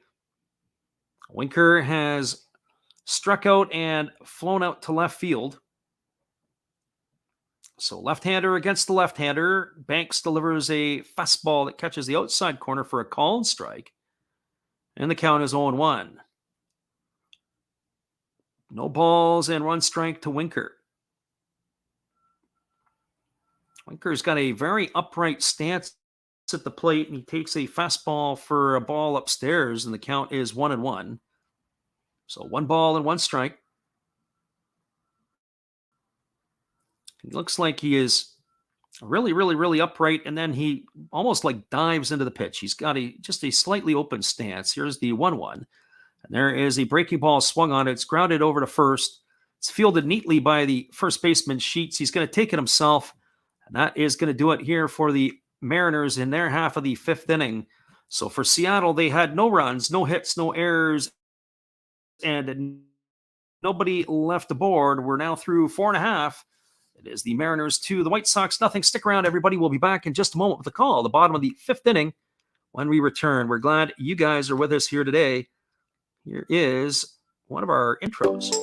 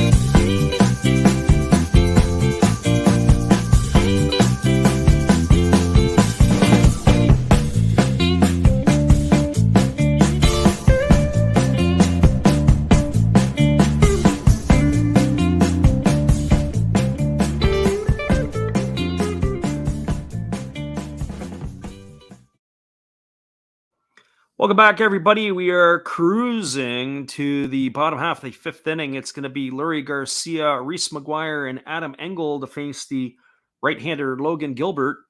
There's a first pitch breaking ball taken for a called strike, and the count is quickly 0-1 to Garcia. Garcia is 0 for 1 today. He flew out to left field his first time up, and he swings and fouls off that offering from Gilbert, and the count now goes to 0-2. No balls and 2 strikes to Leury Garcia. That is the 61st pitch of the ball game delivered by Gilbert. He's been very economical in his first 4 innings of work. So Gilbert gets the sign from his catcher. Run ball swung on. It's grounded softly to second. Frazier has to hurry. He fields it and flips to first. And that is going to retire Garcia on a ground out, 4-3. Garcia really got down the line well. He was in full speed getting down the line. There was a close play there, much like how Tim Anderson got down the line to beat out the throw from Eugenio Suarez in the third inning. Garcia was putting a lot of pressure on the defense there. That's going to bring up the catcher, Reese McGuire. McGuire today is 0 for 1. He lined out to center field his first time up. And here's the first pitch from Logan Gilbert. McGuire squares to bunt at a changeup, and he pulls it back as the pitch missed off the outside corner for a ball 1, and the count is 1-0. McGuire digs in on the left side, waiting on the offering from Gilbert. Gilbert rocks into the motion. He kicks and fires, and it's a fastball taken for a called strike on the outside corner, and the count goes to 1-1. McGuire just getting his sea legs, as we said, in Chicago. There's the pitch. It is a changeup swung on and tap foul over on the first base side, and the count goes to 1-2. McGuire was acquired in that trade just before the regular season began at the end of spring training. So he's had to make some adjustments in the Windy City in Chicago, getting adjusted to his new teammates and all. There's a first fastball swung on and fouled away, and the count is 1-2. McGuire getting an opportunity to be able to handle the duties behind the plate. So here comes the 1-2 pitch. Gilbert rocks into the motion. He kicks and fires. And it's a changeup that misses down. And the count is now 2-2. So 2 balls and 2 strikes to Reese McGuire. And here's a fastball delivered. It's grounded to the right side of the infield. It's fielded by Jake P. Crawford, who is to the right of second base in the shift. He throws to first, and that is going to retire McGuire on a ground out, 6-3 for out number 2, and that's going to leave it all up to the right fielder, Adam Engel. So Engel steps up to the plate with 2 away. I have to apologize a little bit. I'm a little bit slow on the chat. Our Beat Saber guy says, do you have any goals for YouTube? And we'll talk about that when we come back. Here's the ball. It's swung on. It's popped up. And this is why we call it the Windy City. The first pitch delivered to Adam Engel was popped up, and it looked like both Crawford and Suarez were going to have plays. The ball was blown into foul territory, and it ends up being just a strike. It was interesting. The ball got popped up, and Suarez moves to his left. And the next thing you know, that ball ends up ending up being down in foul territory, and nobody comes up with it. That's just going to be a Windy City strike for strike 1. That is keeping Engel alive. But the adventure here we expected today, we haven't had it quite yet. That was probably the most exciting pop-up we've had call all season long. So here's the 0-1 pitch, and it is a breaking ball that catches the outside quarter to Engel, and the count now goes to 0-2. So especially if a hitter can make the pitcher pay on a ball like that, they should be out of the inning right now. Here's the 0-2 pitch. There's a slider that misses down and away, and the count is 1-2. Our Beat Saber guy asked the question, do you have any sub goals for YouTube? We've always just kind of said we'd like to get to 1,000 subs, and then we go from there. So that's pretty much about it. After that, not so much else. There's a pop-up. It is lifted up in front of the plate, and it is trouble, and it is hit the catcher in the glove, Cal Raleigh, and the ball has been dropped. They had 4 fielders, including the pitcher. If you include the pitcher as 4 fielders coming onto the ball, the wind was taking it all over the place. And cruising into second base is Adam Engel. So the pop-ups are now wreaking havoc with the defense of the Mariners. We're going to see how they're going to score it, but one would have to think that that's going to go down as an error. And Engel is now in scoring position. Some good heads-up base running by Engel as he goes all the way around to second with 2 away, and that's going to bring up the third baseman, Jake Berger. So some crazy baseball in Chicago with the wind taking it for a ride. And now Berger comes to the plate, and the first pitch is a fastball that misses up and in, and the count is 1-0. We're still waiting on the official score on that one, but it is going to go down as an error. That's an error charged to the catcher as it did hit him in the glove. It was not an ordinary effort play. And there is a fastball swung on, and this is popped up, and now we've got an adventure again in the infield. And this ball is over on the shortstop side. And that ball is going to get down, and it is going to cost the Mariners a run as the shortstop, J.P. Crawford, falls to the ground. He can't make the play. And now we've got a 2-1 scoreline. Unbelievable. I don't think I've ever seen anything as crazy as that happen on back-to-back plays. They should be now 4 outs in the inning, and instead it is still 2 outs, and they've got a runner on second base again.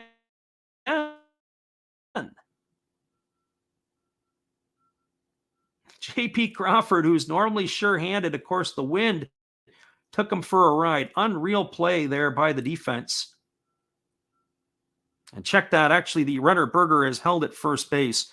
We're going to see how they're going to score that one. If it actually was an error, I don't know if it touched the glove of the fielder, but just like that, the White Sox have cut the lead in half to 2-1. The wind is blowing around like crazy in Chicago.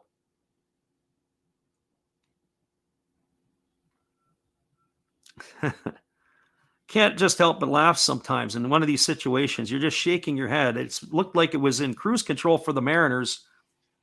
And what a wild sequence of events. So that brings up the leadoff hitter, Tim Anderson, and he takes a first pitch Fastball down and away for ball one, and the count is 1-0. Looks like they're going to rule that as a hit for Berger, and that will be the third hit of the ball game for the White Sox. It didn't touch the fielder Crawford as he fell to the ground. There's a fastball swung on. This is lifted down the right field line, and then it looks like it's going to reach the seats. And it does, and that's going to make the count 1-1 to Tim Anderson. So some high-end entertainment in Chicago. If you've ever had a chance to get to Chicago, Chicago is always an entertaining place to go regardless. Love the Windy City. My favorite pizza place in Chicago is Eduardo's. That would be my number one choice if you were going. It's more on the north side. If you want something that's more of a famous chain, I think it was Gino's East. That's pretty good too for some deep dish pie. There's a fastball swung on. This is fouled away. It's going to make the count now 1-2 on Anderson as the ball sails over the first base dugout. So 1-2. So some craziness in Chicago. I don't see this scoreline holding up by any stretch. And here comes the 1-2 offering to Anderson. Gilbert gets the sign from his catcher, Raleigh. He checks the runner at first. He kicks and fires. This ball is swung on. It is lifted into center field. It's going to get down for a base hit. It's fielded on one hop by J-Rod, and Anderson has a 2-out single. That's going to advance Berger to second, and it's going to bring up Luis Robert.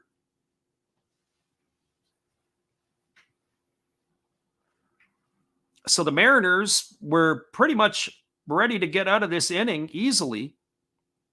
The drop pop-up by Raleigh, then the single by Berger, and of course the single by Anderson, and you've got yourself a situation here where they could be finding themselves down here in a moment with one swing of the bat, and Luis Robert is the guy who can do it. Robert today is 0 for 2. He's grounded to short, and he's flown out to right. His average has slipped to 318. So here comes the pitch to Robert. It is a fastball swung on and missed, and the count is quickly 0-1. So Logan Gilbert, who cruised through the first 4 innings, has really had to go to work here. This is his 21st pitch of the inning coming up. And here comes the offering to Robert. It is a fastball that misses inside, and the count now is 1-1. So 1-1. One would have to think that this inning has probably still got a lot of life in it. And there's a fastball swung on. It is lifted over toward the first base dugout. It's going to get into the camera well just on the other side of the dugout, and that's going to run the count to 1-2. So 1-2 to Luis Robert. The dangerous Jose Abreu is looming on deck. So here comes the 1-2 pitch to Robert. For whatever it seems like, it feels like Luis Robert's been around forever. And he really hasn't.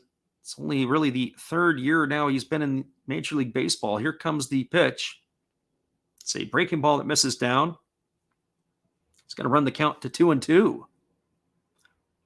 So 2-2 to Robert. When you think of players with 5-tool talents, definitely Luis Robert is one of them. He can run, he can hit for average and power, he can field his position, and he can throw the ball. You can see why there's a lot to like about Luis Robert. So here comes the 2-2 pitch. There is a breaking ball that misses off the plate, and the count now goes to 3-2. Well, with 3-2 and 2 out, that's going to mean that the runners are going to be off to the races as soon as Gilbert delivers to the plate. A base hit here will definitely score the runner from second. And depending on where it is, that's a huge lead by Tim Anderson at first because nobody's holding him, and there's a fastball swung on and fouled away. Count remains at 3-2.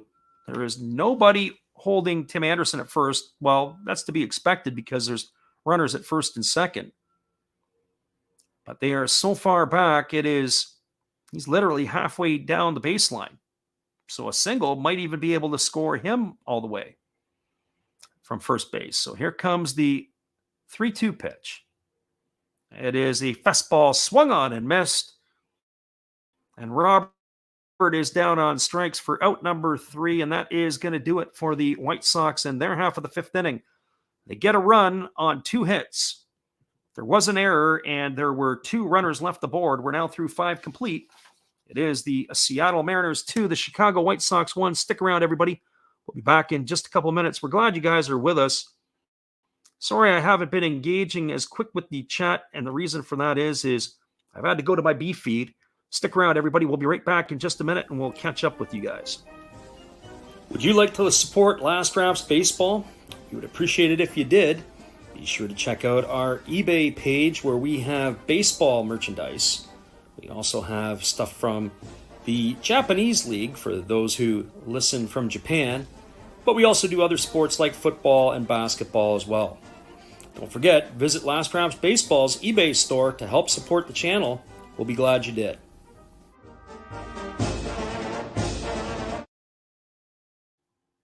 Welcome back, everybody. We appreciate you being here. I'm just catching up with the chat a little bit.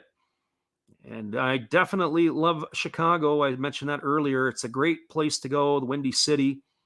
Michigan Avenue for if you want to take your wife to go shopping or if you just want to do some shopping for yourself. It is pretty cool. Our undrafted player says that Tim Anderson is pretty good on defense and offense too. As I mentioned earlier, it was pretty cool. They could go to the left and be able to do some of that stuff.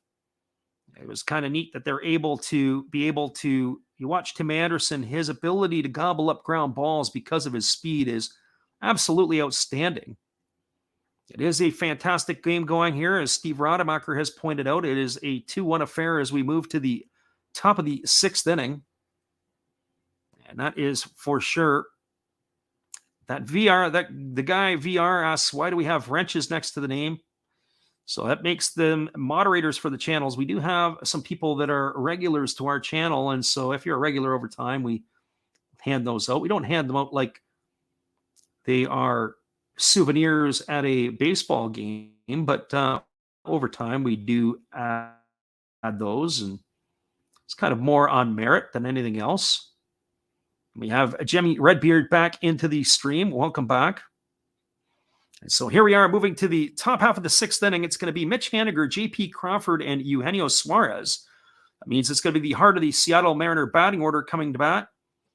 And it looks like we are going to have a pitching change for the White Sox as they are going to the bullpen. We'll get you the specs on the right-hander that they are bringing in. It is going to be Matt Foster, and he is ready to face the Mariners 4, 5, and 6 hitters. And there's a fastball taken for a called strike, and the count is quickly 0-1. For Foster, he appeared against the Tigers on Sunday. He threw 1 inning and had a clean inning right across the board. No hits, no runs, no walks, and no strikeouts. So here comes the 0-1 pitch to Haniger. He kicks and delivers. It is a breaking ball that misses down, and the count is 1-1. So Matt Foster is the 3rd pitcher used today by the White Sox. As we said, we expect a full-on pitching parade today by Chicago. And that is what we are being treated to now, the 3rd arm used. So here comes the 1-1 pitch to Haniger. He kicks and delivers. It's a breaking ball that misses down and away, and the count goes to 2-1. For Haniger on the afternoon, he's flown out twice, once to center field and once to right field. His average has slipped to 111 on the season. And here comes the 2-1 offering from Foster.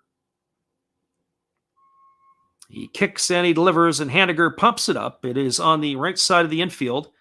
And this here is looking like trouble, and Garcia has dropped the ball.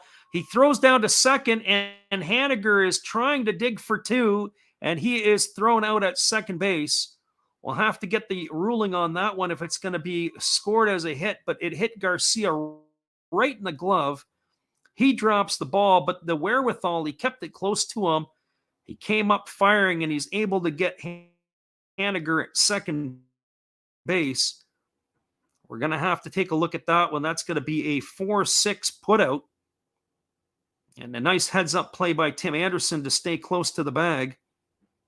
And that is going to retire the runner Haniger for out number 1. 4-6 on the putout. That is going to be an error charged to the second baseman. And that is going to bring up the shortstop, J.P. Crawford. So Crawford steps up to the plate, and the first pitch is a breaking ball taken for a ball, and the count is 1-0. So 1 ball and no strikes to Crawford. So the entertainment in Chicago continues. Anything in flight, usually you tell hitters not to hit the ball in the air because usually one thing has to happen and has to be caught, but maybe today is a different day for a different strategy. There's a breaking ball taken for a called strike, and the count now goes to 1-1 on Crawford. Crawford today is 0 for 2. He's grounded to the pitcher, and he has popped to the shortstop. His average has slipped to 381 on the young season. So 1 ball and 1 strike. Foster delivers. It's a fastball swung on and fouled away. It's going to reach into the seats behind the home plate side of third base, and that runs the count to 1-2. So 1 ball and 2 strikes to Crawford. Crawford is normally the sure-handed shortstop for the Mariners. Of course, he had a hard time with that pop-up in the last inning and wasn't charged with the error, but boy, he could have been. So here comes the 1-2 pitch. It's a changeup that misses down, and the count goes to 2-2. So 2 balls and 2 strikes to J.P. Crawford. Foster likes to rely on his breaking stuff, but he also is throwing his off-speed stuff in terms of a changeup too. It was back-to-back changeups to J.P. Crawford. So here comes the 2-2 pitch. There's another changeup that misses down, and the count goes to 3-2. So 3 balls and 2 strikes. That VR guy says he's got to go. We appreciate you being in here on the in-between because I'm using my B feed. So here comes the 3-2 pitch to Crawford. Foster kicks and he delivers. It's a fastball swung on. It's jammed. It's going to loop down over past the third baseman. Digging hard for 2 is Crawford as Vaughn comes in to pick up the ball. And it is going to be a double for J.P. Crawford. It was a absolute bleeder off the fists. Got down and then it spun into foul territory. And he is aboard with a 1-out double, and it's going to bring up Eugenio Suarez. So the entertainment continues here in the Windy City. So here comes the first pitch to Suarez. It's a breaking ball that misses down, and the count is 1-0. So Suarez today is officially 0 for 0. He's got 2 walks in this one.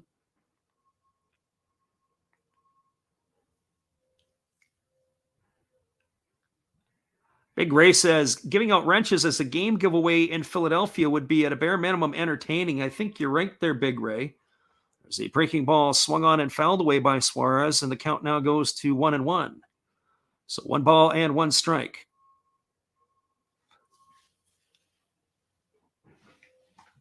Yeah. Buy a cheesesteak and get a wrench. Maybe that will be the new deal in Philadelphia. Big Ray asked the question, anyone think that J.P. Crawford is underrated? I think his defense is underrated. I think his bat is overplaying this year so far. And there was a fastball that is swung on and fouled away by Suarez. And the count goes to 1-2. Suarez in that second inning walked and it came home on the Jared Kalenic 2-run homer. That's all the scoring so far for the Mariners today. So here comes the 1-2 pitch to Suarez. Foster holds at the belt. He kicks and he delivers. It's a breaking ball that misses down, and the count now goes to 2-2. I will say this, the relief pitching for the White Sox has looked shaky at times, specifically the second inning for Tanner Banks, or check that the first inning of work for Tanner Banks. But even here, Matt Foster has not looked exactly sharp, but he's got some benefit of some decent defense. Now here comes the 2-2 offering. He kicks and delivers. It's a breaking ball swung on and fouled away into the netting down the left field line. It's going to keep the count at 2-2 to Suarez. So 2 balls and 2 strikes. They've got a lot of debris and garbage. There's a plastic bag flying around now in right field. Not sure where that came from. Maybe it was from the suburb of Glenview. It blew all the way in. So 2 balls and 2 strikes. Foster holds at the belt, and now he steps off.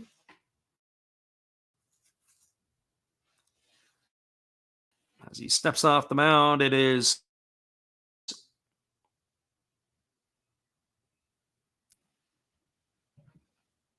now we're ready to go back again. Holding at the belt is the right-hander Foster, and now he kicks and delivers. It's a fastball swung on. It is lifted foul behind the third base side of home plate, and that keeps the count at 2-2. So 2 balls and 2 strikes.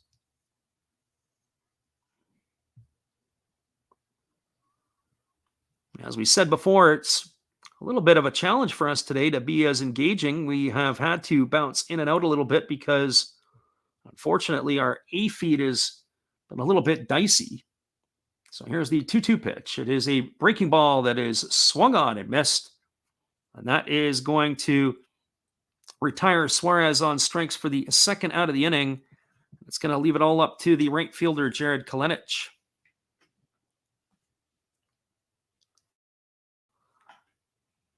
Jimmy Redbeard says after the Cleveland series, he's on the Jose Ramirez bandwagon. Boy, could you imagine facing Jose Ramirez 162 times a year?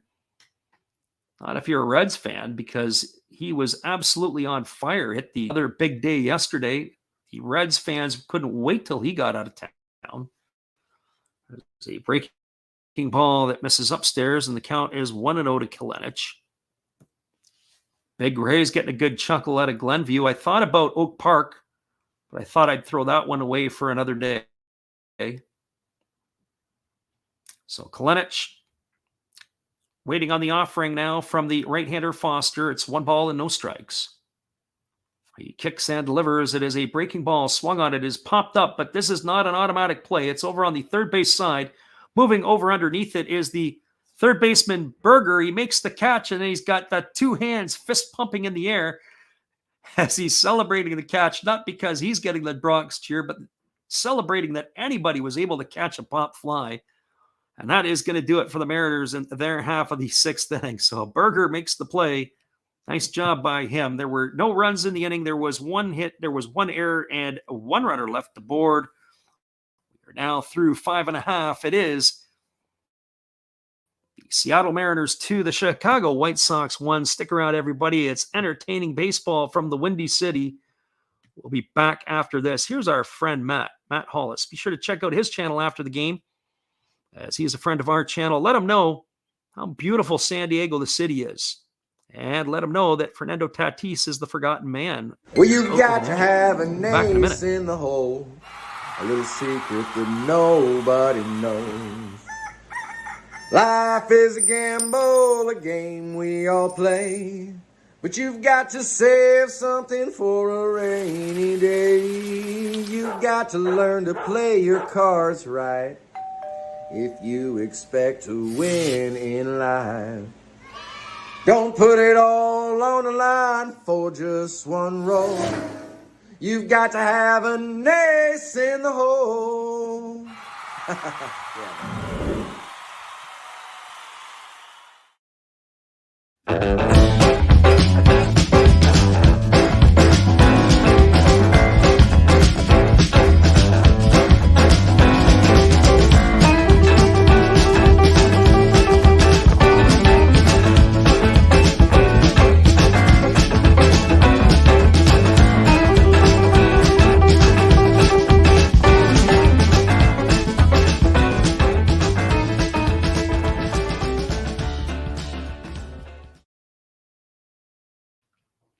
Welcome back, everybody. We are going to be making potentially looking for some changes, and there is going to be one here.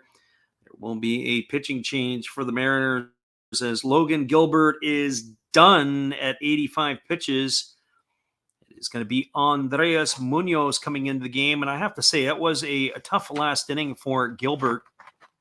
So Munoz is in to replace him.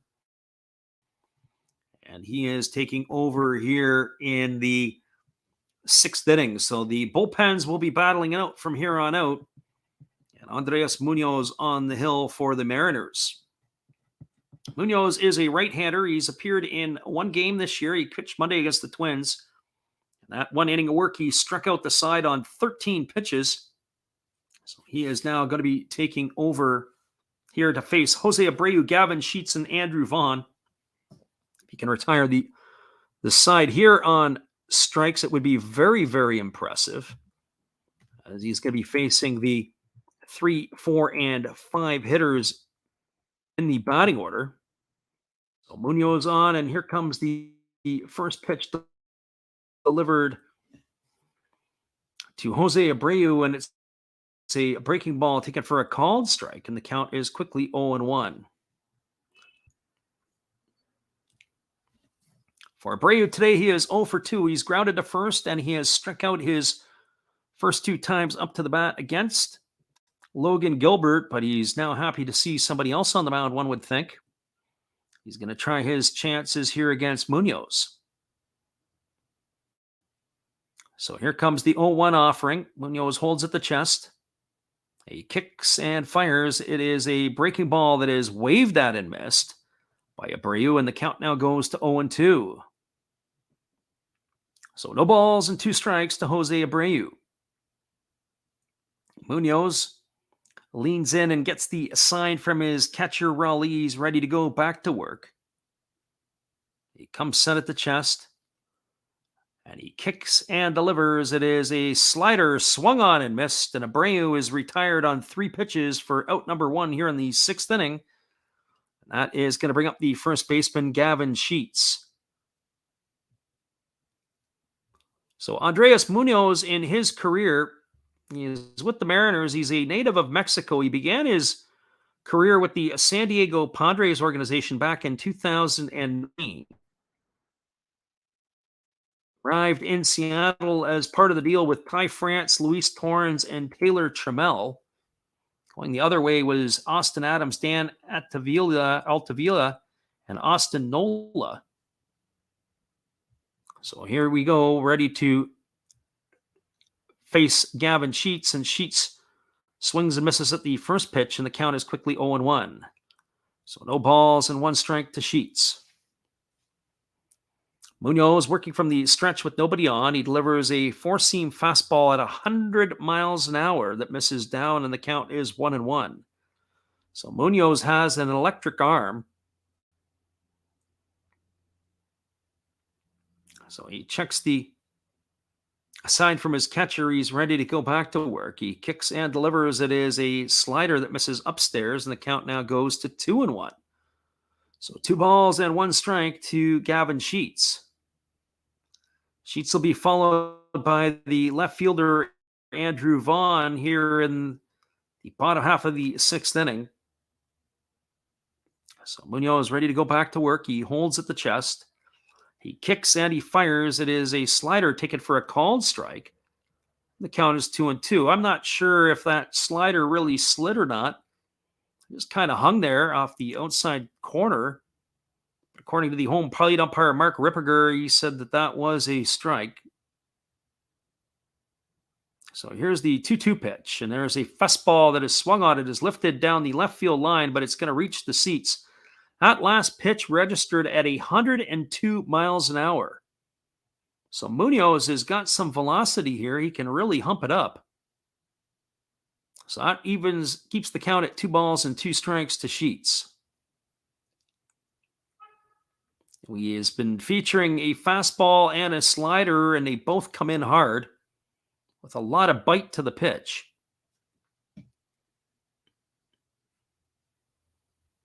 So here comes the 2-2 pitch to Sheets. Munoz holds at the chest. He delivers. It is a slider swung on and missed. And Sheets is retired on strikes for the second out of the inning. So that's 5 strikeouts in a row over the last 2 games that this right-hander Munoz has to his credit. So 2 up and 2 away, and that leaves it up to the left fielder, Andrew Vaughn. Vaughn steps up to the plate today. He is 0 for 2. He's grounded to third and grounded to short in his 2 trips to the plate. His average has stumbled down to 400. So here comes the pitch from Munoz. It's a fastball at 102 that misses off the inside corner. And the count is 1-0 to Andrew Vaughn. Vaughn batting from the right side against the righty Munoz. He digs in. He's ready to battle here. Here comes the offering from Gilbert or from Munoz. It's a breaking ball that is taken for a called strike, and the count is 1-1. The impressive part about Munoz is his breaking ball, his slider. He can throw it for a strike, it seems like, when he wants, and he can throw it for a chase pitch when he wants. This is a very impressive right-hander on the mound. There's a breaking ball again, a slider that drops in for a called strike, and the count is those 2 times. Let's see if he's going to go away with a pitch again. So here we go. Here comes the 1-2 offering. He kicks and delivers, and that is a ball that misses outside. The count now goes to 2-2 on Vaughn. So 2 balls and 2 strikes. And Munoz ready to go back to work. He comes set. He kicks and delivers. It is a slider swung on and missed. And Andrew Vaughn is gone, and Munoz has come in and struck out the side here in the 6th inning. They had no runs, no hits, no errors, and nobody left the board due to the White Sox. We're now through 6 complete. It is Seattle 2, Chicago 1. Stick around, everybody. We'll be back in just a couple minutes with the call of the top of the 7th inning. We appreciate you guys being here, and I'll be back in a minute. As I say, I'll catch up on the chat. I'm having to do my B feed, so we'll be right back with you guys in just a couple moments. Here's our friend Steve Rademacher. Hello, and we'll be right back to Last Straps Baseball after this brief message from me, Steve Rademacher. Thank you all for watching my channel and supporting me. Thank you all for supporting Freddie and Last Straps Baseball. He does an awesome job commentating. And to show you some more stuff that you can see on my channel, we have shiny Pokemon cards. We have Hall of Fame quarterbacks like Brett Favre. We have Bo Jackson playing baseball. That's right. That's his rookie card. Very nice. We even have gold. We have gold. We have wrestlers. That's Rowdy Piper. And yes, we even have Jason Stokes and many ways to destroy him. So now, thank you again. Back to your regular program with your host, Last Straps Baseball.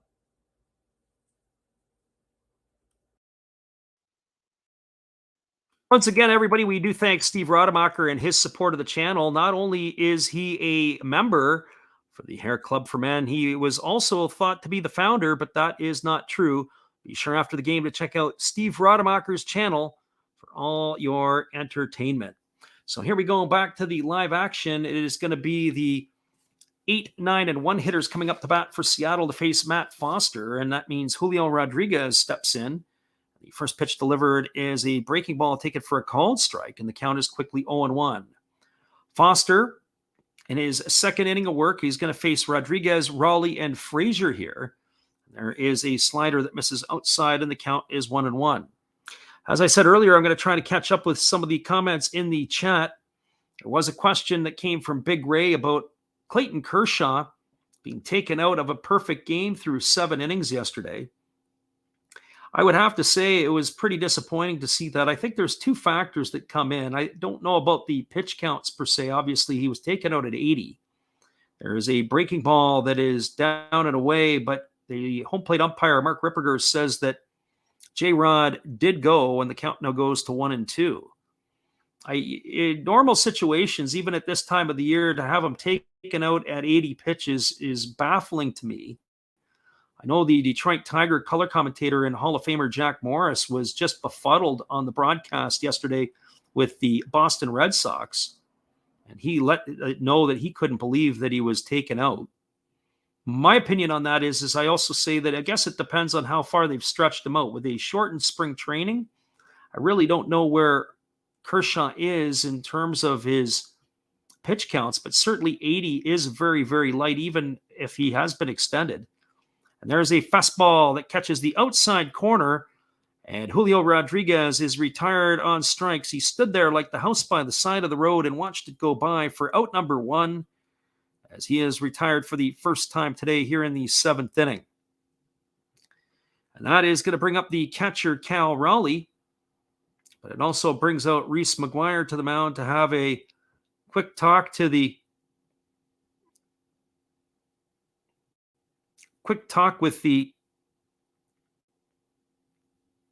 pitcher Foster. We were just watching the replay.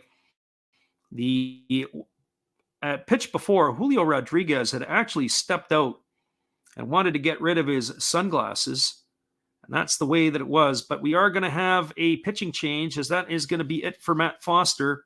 We'll get you the specs on that in just a moment. We're going to keep talking here because I want to answer Big Ray's questions. So that's the first thing. I would have to say the pitch counts, normally speaking, this time of the year, to be taken out at 80 pitches, we would think he's been stretched out. But because of this, the shortened spring training, I really don't know where Clayton Kershaw is at. The second piece is Kershaw being hurt at the end of last season. I think they're being a little ultra cautious with him. So do I like the fact that he's been taken out of the game? No. Should he be taken out of the game? Probably not. But I can also understand from that standpoint last year where there is some concerns. So that's item number one. Item number two is Vladdy going to win the MVP this year? I would definitely think he's going to be a candidate. He is a very advanced hitter for someone his age. And if he doesn't win the MVP this year, one would have to think he's going to have two or three that are going to be staring him right in the face over the next few years. Vladimir Guerrero, just on the bat alone, should be able to do a lot of things. He is a very dangerous hitter. In fact, I would almost say that at this point in his career, he's more advanced than his father was in terms of being able to hit. Our friend, undrafted player, says Jose Abreu has not hit a home run yet this season. Usually the advantage early on goes to the pitchers over the hitters. The hitters have not always got their timing full on yet. As the weather starts to heat up and the warm weather starts to come around, and that starts to draw them closer to the pitchers. But I would definitely say it is a opportunity for the pitchers over the hitters right now early in the season. So we do have a pitching change as the White Sox have gone to their bullpen. They are bringing in a left-hander, and we'll get you the specs here on the lefty here in just a moment as they bring him in. This is going to be number 67 into the ballgame. This is Bennett Sousa. He is taking over, and the first pitch delivered is a fastball that misses inside. The count is 1-0 to Cal Raleigh. So Bennett Sousa into the ballgame. Working from the left side. Raleigh is now batting on the right side as he is a switch hitter, and there's a breaking ball that misses down, and the count is now 2-0. This is the fourth pitcher used on the afternoon by the Chicago White Sox. Lambert, Banks, Foster, and now Sousa.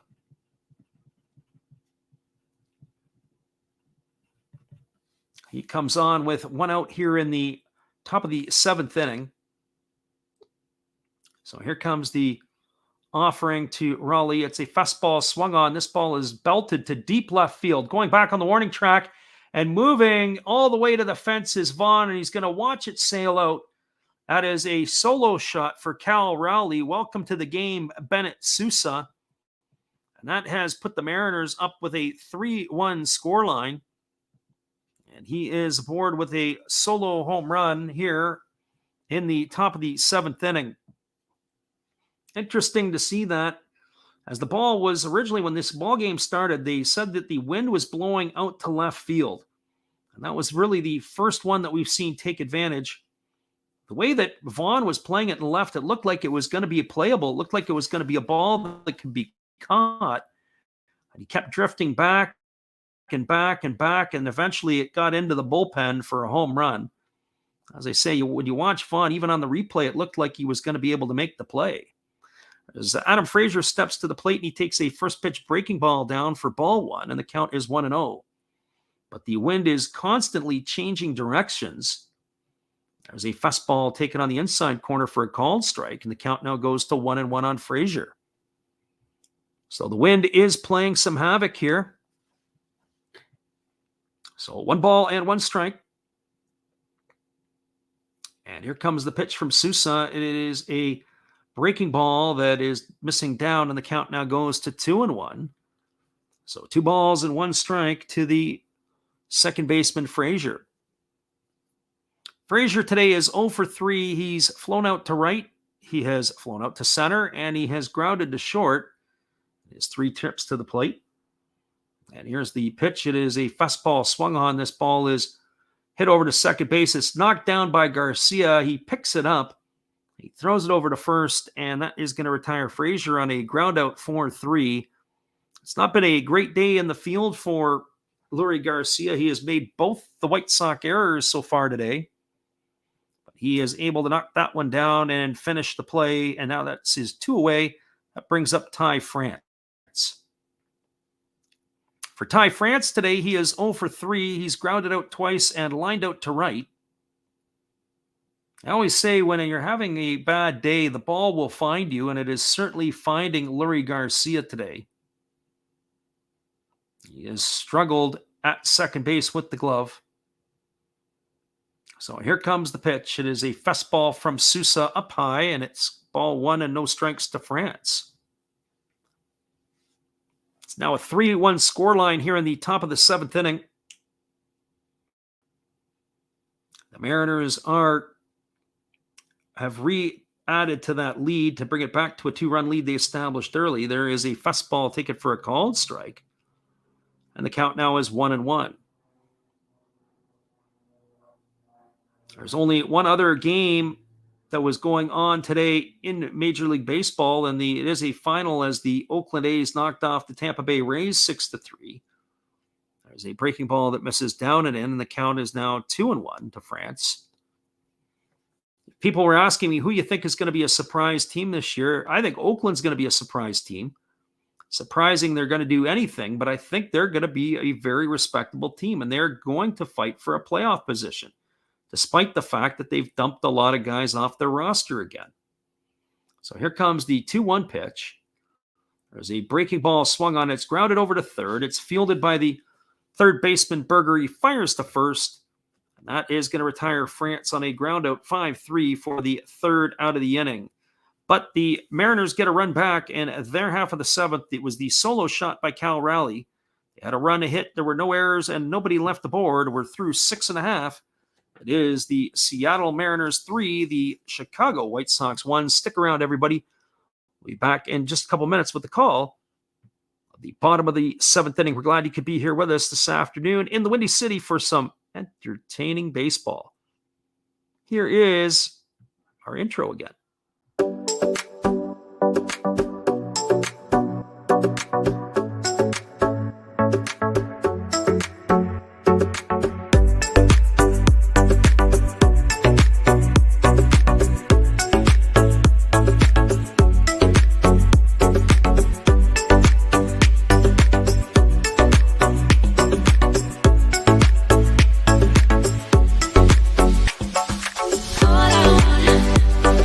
All I want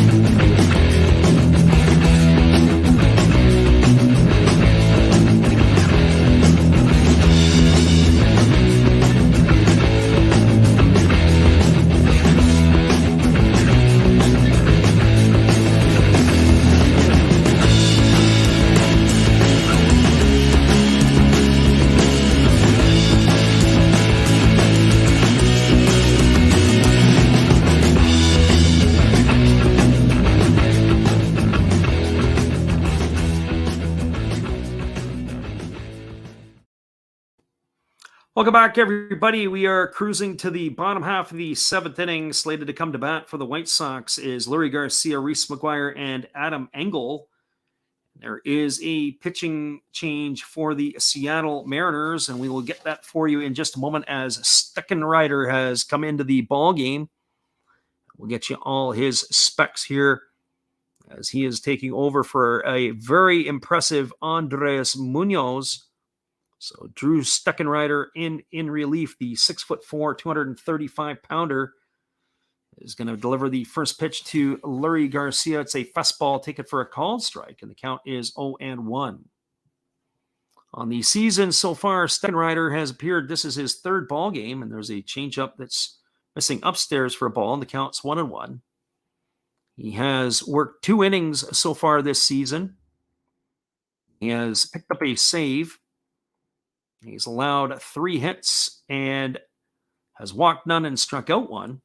There's a fastball that is swung on and fouled away. It's going to reach the seats behind third base, and the count now goes to 1-2 to Leury Garcia. Garcia is 0 for 2 today. He has flown out to left and grounded to second in his only 2 trips to the plate. Here comes the pitch. It is a changeup swung on.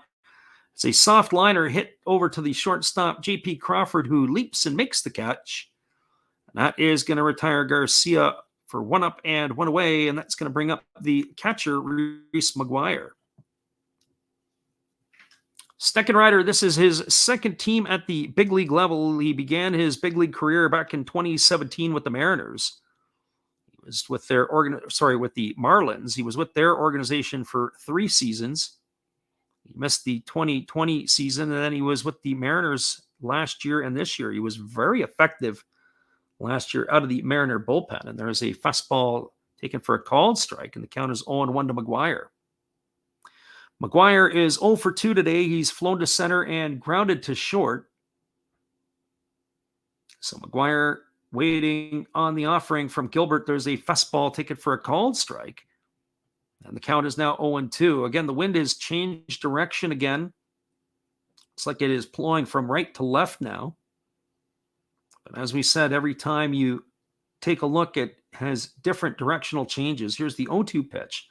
It's a fastball that is swung on and fouled away, and the count remains at 0-2. That last pitch was up in the zone to McGuire. Be interesting to see if Steckenrider comes back with something soft and low this time. So no balls and 2 strikes. McGuire waiting on the offering from the big right-hander, and here it comes. It's a fastball that misses off the outside corner, and the count runs to 1-2. So 1 ball and 2 strikes to McGuire. They don't call it the Windy City for nothing with the balls that have fallen in here today. And here's the pitch. It is a changeup that misses down and away. And the count now goes to 2-2 to McGuire. Certainly the home run that was hit the foul pole wasn't necessarily aided by the wind. There's a changeup that misses down, and the count now goes to 3-2 to McGuire. But it may have been helped by the wind in that situation in some ways, maybe not hindered, but helped a little bit. As the wind was blowing from right to left and it did hit the foul pole, maybe if there was no wind, it just went foul. And there is a fastball that misses outside to McGuire, and the White Sox have a runner on first here with 1 away. And that is going to bring up the right fielder, Adam Engel. So Reese McGuire draws a 1-out walk. And Engel steps up to the plate. Engel today is officially 0 for 2. He grounded to the pitcher his first time, and then he reached base on the error by the catcher. And there's a fastball swung on. This ball is lifted to center field. Moving to his right is Rodriguez. He makes the catch. That's going to retire Engel for the second out of the inning. He hit the ball on the screws, but right to the glove of J-Rod, and that is going to be out number 2 here in the 7th inning, and that's going to bring up Jake Berger. For Berger today, he is 1 for 2. He flew out to center field his first time up, and he got on base on a single. His last time up, of course, that was the ball that was popped to short that ended up becoming the adventure that fell in. So here's a fastball swung on again. It's popped up to the left side of the infield. Moving underneath it is Eugenio Suarez. He's going to make the catch this time. And that is going to retire the White Sox in their half of the 7th inning. So for the White Sox, they had no runs, no hits, no errors, and 1 runner left aboard. We're now through 7 complete. It is the Seattle Mariners 3, Chicago White Sox 1. We'll be back in just a moment, everybody. We're glad you're with us today. Here's our friend Matt again. Good evening, ladies and gentlemen. Namaste. Hey, I hope you guys have been enjoying the game. My name is Hollis. I've got a YouTube channel called Another Hollis Build. I love baseball cards. I open up brand new product for you guys. I open up old stuff. I do breaks. I do auctions. All kinds of stuff concerning baseball. I'm Friars faithful, Padres to the end. I also love Garbage Pail Kids and my animals. I have a ton of animals. It's like a mini petting zoo here around my house. I also love my city, San Diego, baby. I take you all around the city and show you what's up. If you guys dig stuff like that, cruise on over and check it out. It's Another Hollis Build. If you dig it, subscribe. I'd really appreciate to have more follow me along on the journey. Hey, either way, you guys have a wonderful day or a beautiful, beautiful evening. No matter which one it is, make sure that you make it great, my friends. Big up Last Raps Baseball. Yeah, Freddie, let's go. One love and peace. Yeah, man.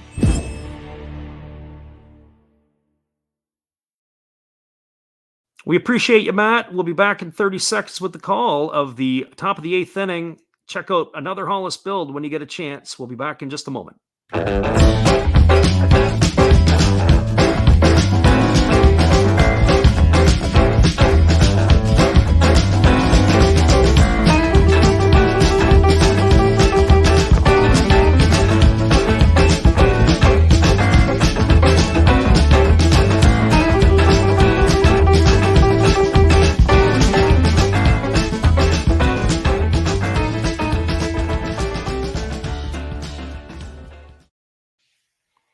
Welcome back, everybody. It's going to be the 3, 4, and 5 hitters coming up to bat for the Seattle Mariners in their half of the 8th inning. It'll be Jesse Winker, Mitch Haniger, and J.P. Crawford scheduled to come to bat. And we're going to check to see if they're going to stay with Bennett Souza or if they are going to indeed make a pitching change. But it is still going to be Bennett Souza on the mound to start the 8th inning. Of course, Souza came into the ballgame, and the first batter he saw, he served up a solo shot to Cal Raleigh, who extended the Mariner lead to 3-1. And there's a first pitch slider to Jesse Winker that is swung on and missed, and the count is quickly 0-1. For Winker today, he is 0 for 3. He's struck out, he's flown to left, and he is grounded to first. There is action in the White Sox bullpen, so we anticipate we are going to see more here in the pitching parade to come. There's a breaking ball delivered to Winker. It is swung on and tap foul over on the first base side. And the count now goes to 0-2. As we said last year, for the first time in his career, Jesse Winker was an all-star with the Cincinnati Reds. But he is off to a slow start here, batting 143 in the early going. Left-hander against the left-hander. And here's the delivery from Souza. It's a fastball that misses upstairs, and the count goes to 1-2. So 1 ball and 2 strikes to Winker. Winker got the nod today in left field, as Mitch Haniger got the day off as he got to be the designated hitter today. The young bucks in the outfield are doing all the work. One player who is out who will add to the mix when he comes back is Kyle Lewis. He's on the 10-day disabled list, the rookie of the year from a couple of years ago for the Mariners. Has not wanted to stay healthy. There's a breaking ball that misses down and away, and the count goes to 2-2. Our friend Xavier says, who do you want to win, and what do you think about the White Sox? In this particular game, I don't have anybody that I care to win one way or the other. It's 2 good young teams going head-to-head at each other. Nobody that I particularly cheer for, and if I had to be partial, I'm curious to watch some of the players play here, like J-Rod and Luis Robert. There's a breaking ball that misses down, and the count is 3-2. But with that being said, what I think about the White Sox is I think that they've got to be considered to be the contenders to win the American League Central. My money is on them. That is what I believe. That is what I think. So here comes the 3-2 pitch. Kicks and delivers. It is a fastball that misses down. That's going to be a leadoff walk for Winker. And he is aboard here to start the 8th inning. So a walk from Souza has allowed Winker to get on base. There's nothing more that drives coaches crazy.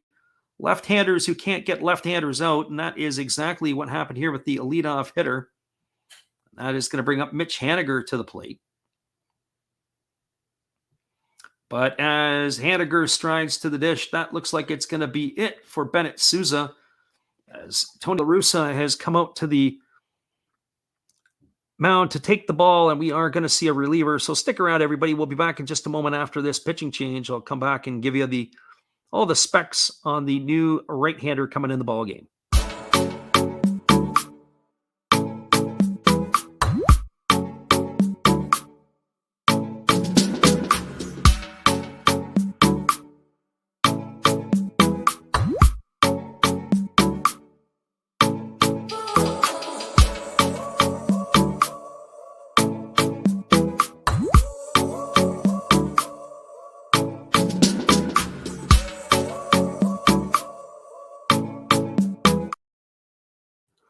Welcome back, everybody. We have a pitching change for the Chicago White Sox. Jose Ruiz is coming into the game, the 6'1", 245-pound right-hander, who is going to be is now in his 5th season in a White Sox uniform. He was picked off the scrap heap, in other words, selected off of waivers from the San Diego Padre organization, and he has found a home in the Windy City.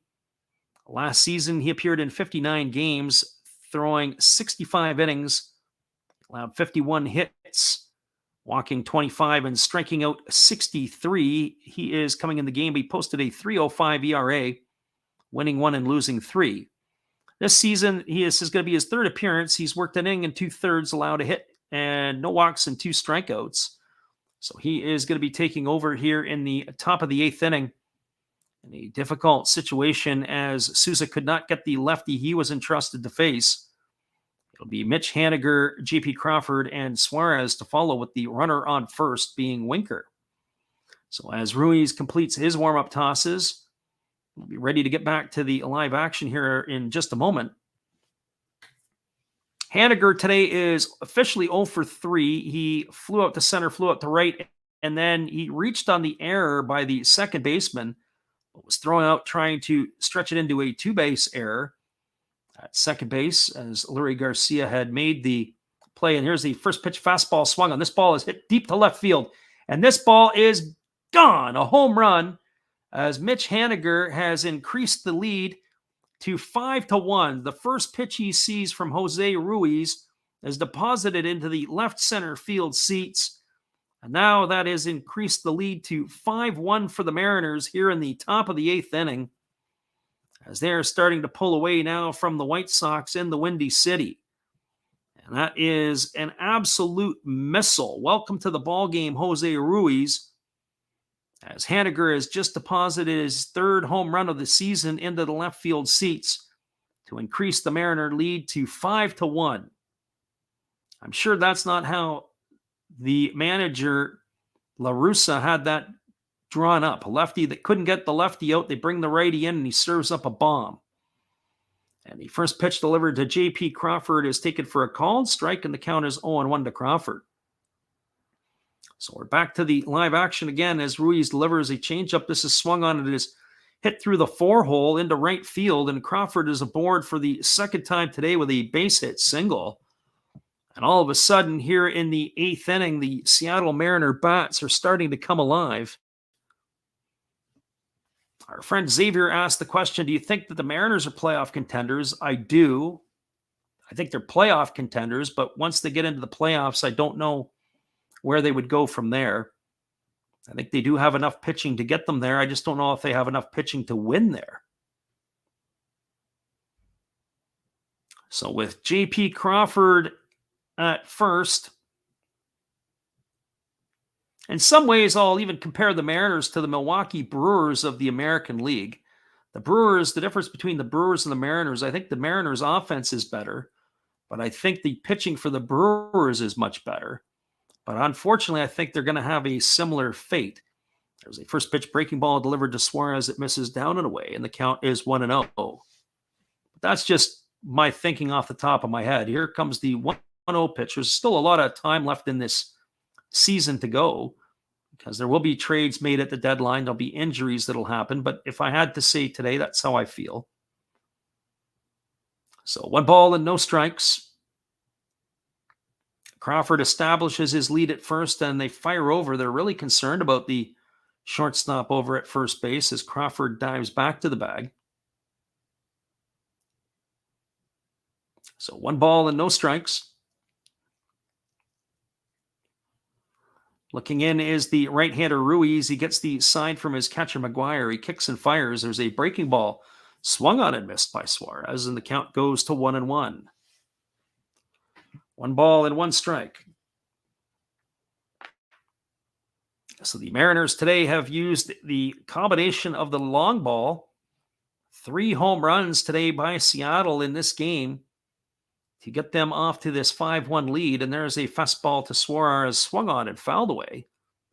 And the count is 1-2.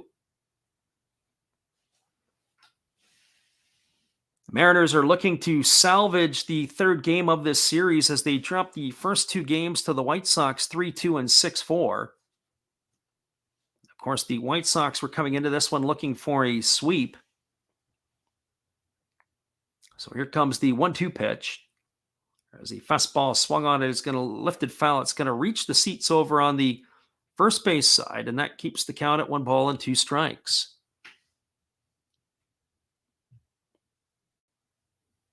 You got to like the afternoon baseball. There's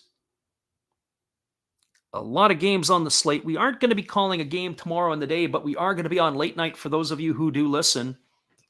It'll be 10 o'clock Pacific, 1 a.m. Eastern. So some early morning baseball for our European listeners, but we're going to be calling the NPB game. It is always fun when we do that. We'll be posting that up on the channel a little later today. No major league games for us tomorrow. Saturday, we're going to take the day off. We're not going to call anything. There's a breaking ball that misses down and away. The count goes to 2-2, but we are going to be on twice on Sunday. We are going to call the Padre game, the late game. And I'm a little undecided on what we're going to do in the early part of the day, so hopefully you guys can check in and tune in for us. So here comes the 2-2 pitch to Suarez. Ruiz kicks and delivers. It's a fastball that misses up and away, and the count runs full to Suarez.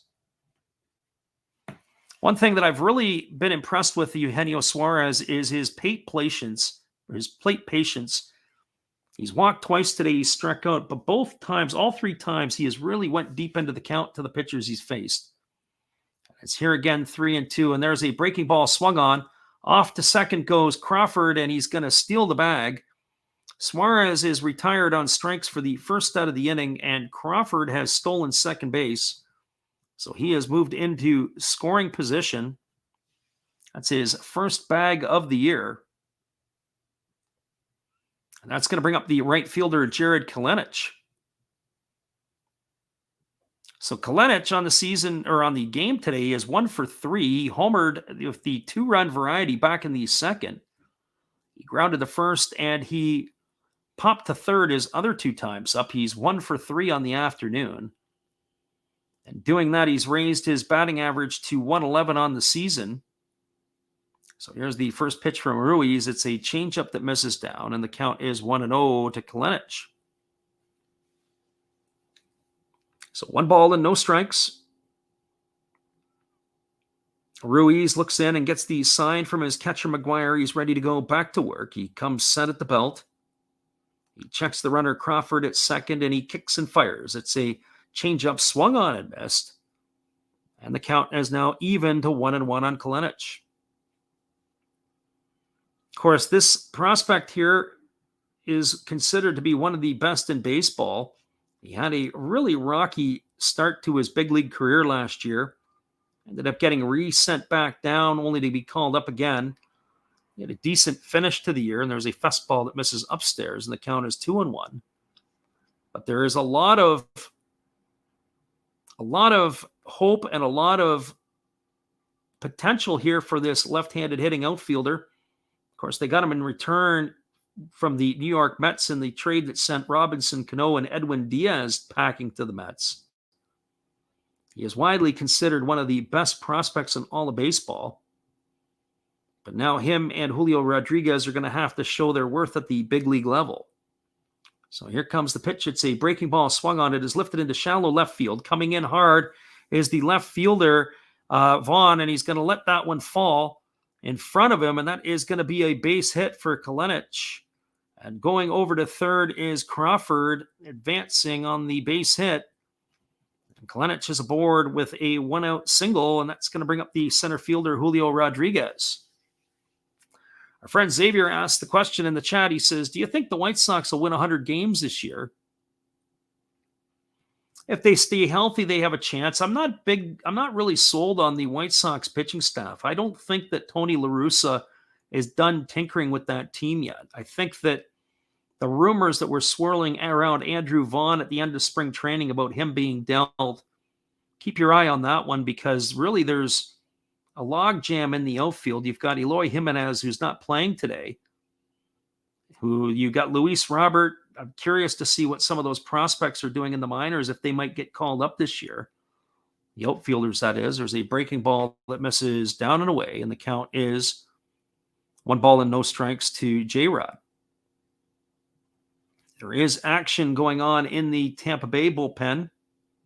I say Tampa Bay bullpen, it's the Seattle bullpen, as Diego Castillo, the former Ray, is up and throwing. So 1-0 to Julio Rodriguez. Right-hander Ruiz delivers. It is a breaking ball swung on and tap foul just behind home plate. The count goes to 1-1. So 1-1 to J-Rod. Rodriguez today is 1 for 2 and a walk. He singled and stole a base back in the second inning. He walked in the fourth, but he struck out looking in the seventh. So runners on the corners with one away here in the eighth inning. The Mariners are looking to continue to pad to their lead. And here comes the 1-1. It's a fastball swung on. Off to the races goes the runner. Kalenic. He steals second base. J.P. Crawford is going to stay at third, so that is a stolen base for Kalenic. The throw was down. It looked like the throw was in time, but it was a little bit up in the air. McGuire is patting on his chest, saying that it was his fault. If that throw was just a little bit down, they may have nailed the runner. But now the Mariners have runners at second and third, and a 1-2 count on Rodriguez. And there is a breaking ball that is delivered, and he takes it for a called third strike. And Rodriguez is gone for out number 2 here in the eighth inning. That's the second time he's gone down looking at strikes in this ball game. As we look at the pitch on the K zone, there's probably a little bit off the outside corner of the plate. But I have to say that you're not going to get those calls if you're a rookie, especially playing a road game in Chicago. That's going to bring up Cal Raleigh to the plate. And the first pitch delivered to him is a changeup that misses down. The count's 1-0. Raleigh is last time up batting right-handed, hit a home run off of Matt Foster to improve the Mariner lead to 3-1. Now he's batting left-handed against the righty Ruiz. There is a breaking ball swung on, it missed, and the count goes even to 1-1. So just looking at the chat, again, I think the Sox could win 100. The chances are they have to stay healthy. And the pitching definitely needs help. It is something that they're going to have to address. So here comes the 1-1 pitch. It's a fastball swung on and missed by Raleigh. And the count now goes to 1-2. So 1-2 to Cal Raleigh.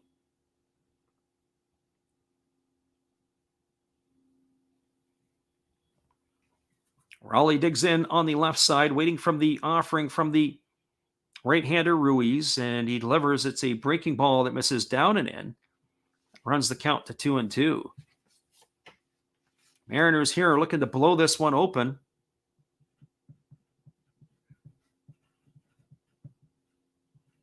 With runners on second and third, Crawford the runner on third, the runner on second, Kalenich. Base hit here would put them up 6, as most likely the runners would all come in to score. And here's the pitch. It is a breaking ball that misses outside to Raleigh, and the count now goes to 3-2. They do have an open base, and Adam Frazier, the top of the order, is waiting his turn on deck. One would like to think that Ruiz is going to want to put away the batter Raleigh right here and now. So here comes the 3-2 pitch. He kicks and delivers. It's a fastball that misses upstairs. And that is going to load the bases, and that is going to bring up the top of the order, Adam Frazier. And it's also going to bring Tony La Russa out of the dugout, as it looks like he has seen enough. The slow walk to the mound is taking him to take out his right-hander, Ruiz. What would anticipate? So as we have a stoppage in the action, we're going to take just a moment here, go to a couple of our tunes. We'll be back in just a moment here. We have a pitching change. It's a 6-1 lead for the Mariners. We'll be back in just a moment, everybody. Hang tight.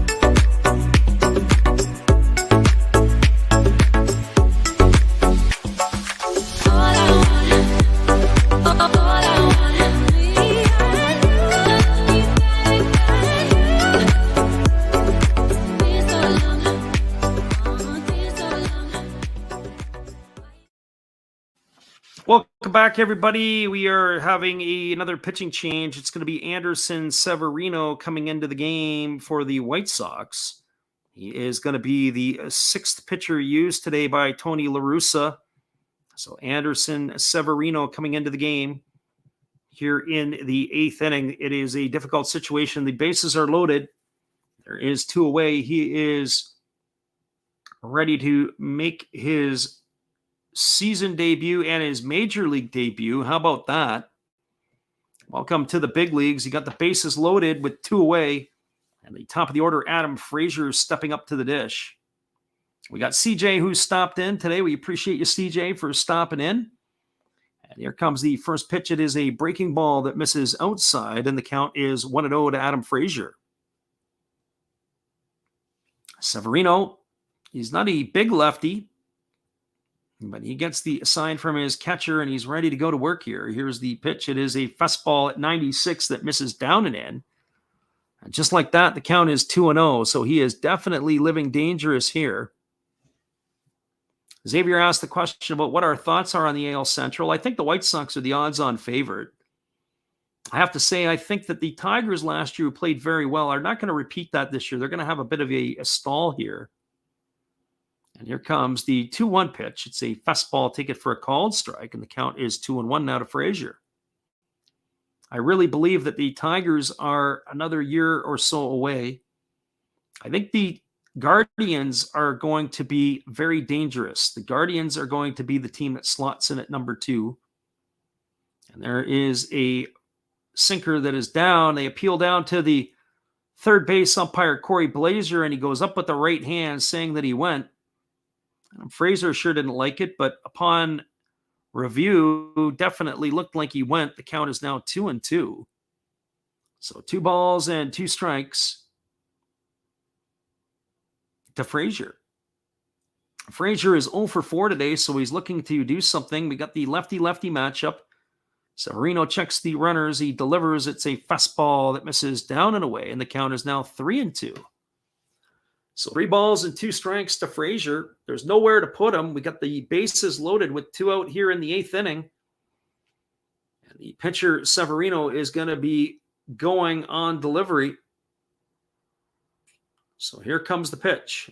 He kicks and he fires. It is a fastball. Take it for a called third strike.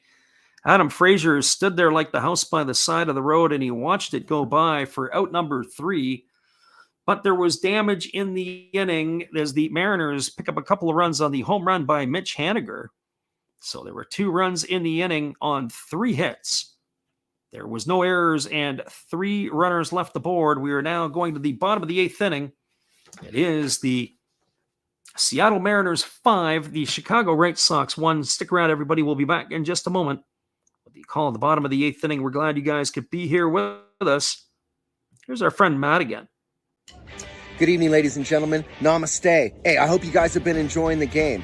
My name is Hollis. I've got a YouTube channel called Another Hollis Build. I love baseball cards. I open up brand new product for you guys. I open up old stuff. I do breaks. I do auctions. All kinds of stuff concerning baseball. I'm Friars faithful, Padres to the end. I also love Garbage Pail Kids and my animals. I have a ton of animals. It's like a mini petting zoo here around my house. I also love my city. San Diego, baby. I'll take you all around the city and show you what's up. If you guys dig stuff like that, cruise on over and check it out. It's Another Hollis Build. If you dig it, subscribe. I'd really appreciate to have more follow me along on the journey. Hey, either way, you guys have a wonderful day or a beautiful, beautiful evening. No matter which one it is, make sure that you make it great, my friends. Big up Last Raps Baseball. Yeah, Freddie, let's go. One love and peace. Yeah, man.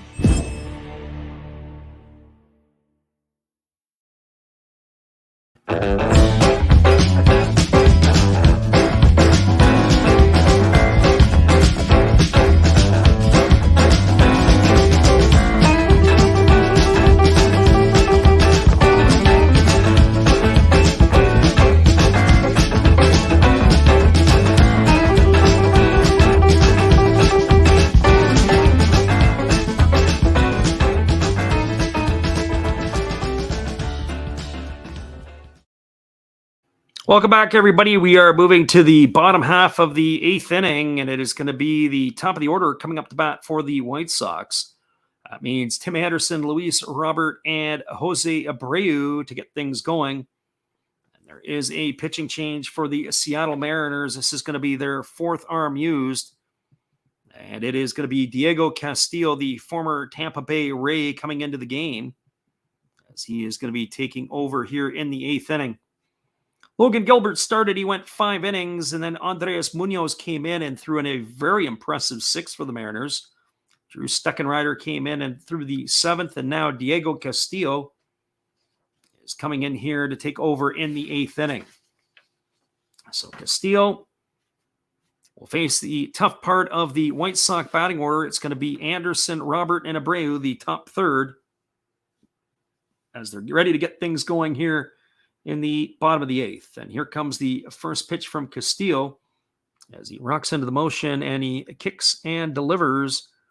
That is a fastball swung on. It is just off the outside corner of the plate. It is grounded back to the pitcher. Castillo fields it. It's off his glove. He picks it up with his bare hand on one bounce, and he underhands it to the first baseman, Ty France. And that's going to go down as a ground out, 1-3 for out number 1.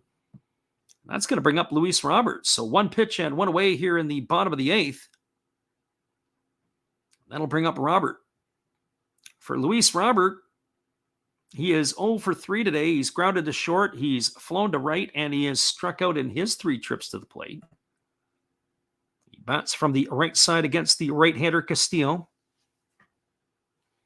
Castillo rocks into the motion. He kicks and fires. It's a fastball swung on. It's grounded to third. It's fielded by Suarez. He fires across the diamond, and that is going to take care of Luis Robert. So on 2 pitches, we have 2 away, and that is going to bring up the designated hitter, Jose Abreu. So Castillo is hardly breaking a sweat in this situation here.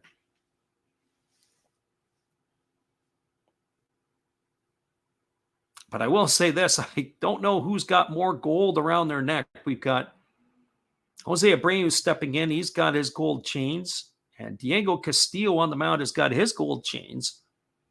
Everybody are flashing the gold here today. So Castillo ready to go into the motion. He kicks and delivers. It's a sinker that misses down and in. And the count is quickly 1-0 to Abreu. Abreu on the afternoon is 0 for 3. He has struck out twice and grounded to the first baseman.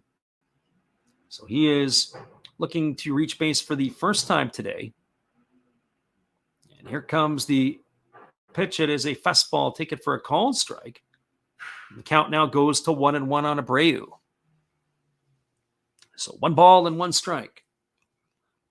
The crowd was a sparse crowd at the beginning of the ball game, and it looks like it is thinning out even more.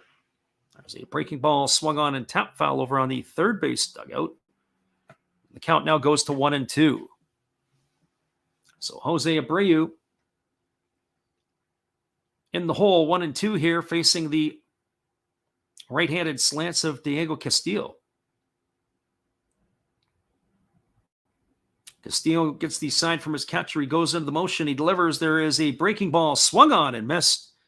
And Abreu goes down for the 3rd time today on strikes for out number 3 here in the 8th inning. There were no runs, no hits, no errors, and nobody left aboard.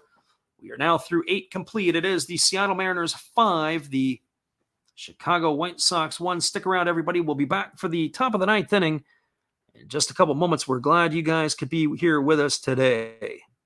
Here's our friend Steve again. Hey guys, and thank you, Freddie. Steve coming back at you. That's right, Steve Rademacher. I would like to thank each and every one of you that is tuned into my channel. And today, let's do a little shout out for some other great channels you should be watching. There is WVlogs 18. There's Big D's Sports and Collectibles. You all know another Hollis build. Why not Like Father, Like Son? That's a great duo that does some great stuff. It shows some great cards.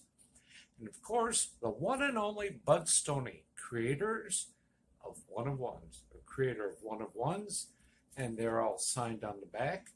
Bud Stoney, One of One, like this beautiful Robin Yount that he made for me. He made me another Robin Yount, this time mini, and a Christian Yelich mini.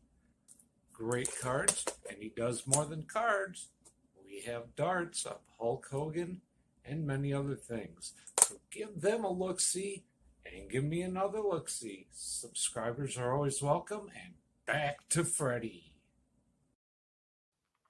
Appreciate you, Steve. We'll be back in just a moment with the call of the top of the 9th inning. It is in the home stretch here, a 5-1 lead for the Mariners. Hold tight. We'll be right back.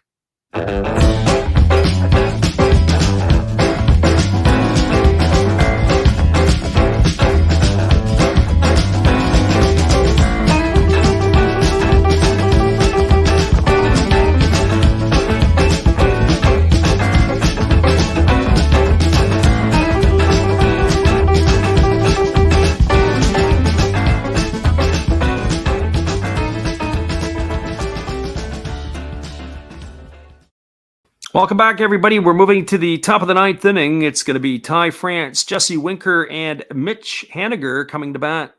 They're going to be facing the left-hander Anderson Severino, who came on with the bases loaded to get out of the last inning. There is a first pitch fastball that is delivered to France, and it hits him.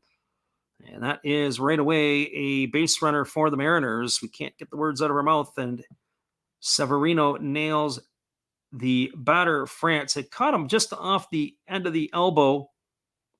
He's got the arm guard on it there, and it just clipped him. And he is now aboard with a leadoff hit batter here in the ninth inning, and that's going to bring up Jesse Winker. For Jesse Winker today, he is 0 for 3. He walked and scored a run his last time up, but he struck out. He's flown out and grounded out today, and he stands in ready to face Severino. And the first pitch is a 94-mile-an-hour fastball that is swung on and missed, and the count is quickly 0-1. So no balls and run strike to Winker. Winker has slowly seen the batting average continue to plummet. He is at 143 today now. He takes a fastball for a called strike, and the count now goes to 0-2. So no balls and 2 strikes to Winker. The Chicago White Sox will be down to their last bats here coming up. They'll have their last wraps here in the ninth inning coming up shortly. There's a fastball that just misses down, and the count goes to 1-2 on Winker. So Severino, who's making his big league debut here, was thrust into a very tough situation in the 8th inning with the bases loaded and 2 out. He was able to get Adam Frazier to strike out looking to end that inning. So here comes the pitch to Jesse Winker. It is a slider swung on and missed. And Winker is retired on strikes for out number 1 here in the 9th inning.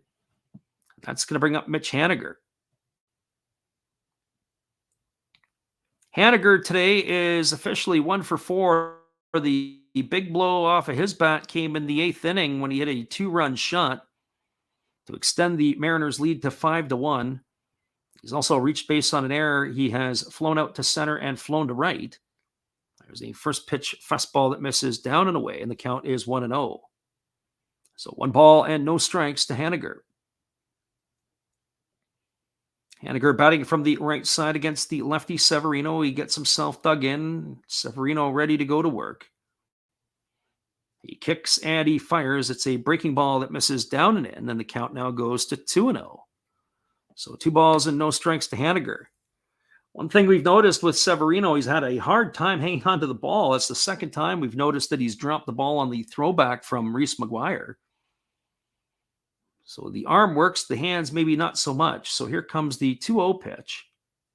He kicks and fires. It's a fastball that's swung on and fouled away. It's going to reach the seats behind the first base dugout. And the count goes to 2-1. After this ball game, we'll do a recap of the out-of-town scoreboard. So we said there's one final around Major League Baseball today, and then we will wrap it up and give you the recap of this one. So here comes the 2-1 pitch to Haniger. Severino kicks and fires. It's a fastball that catches the outside corner. And the count goes to 2-2. Waiting his turn on deck is the shortstop, J.P. Crawford. Haniger digs himself in. He hits from the right side against the left-hander Severino. Haniger's got a slightly open stance. And here comes the 2-2 offering. He kicks and fires. It's a breaking ball that misses down and away, and the count now runs to 3-2 on Haniger. As we said before, Haniger is a very solid defensive player. He's got the start today as the designated hitter.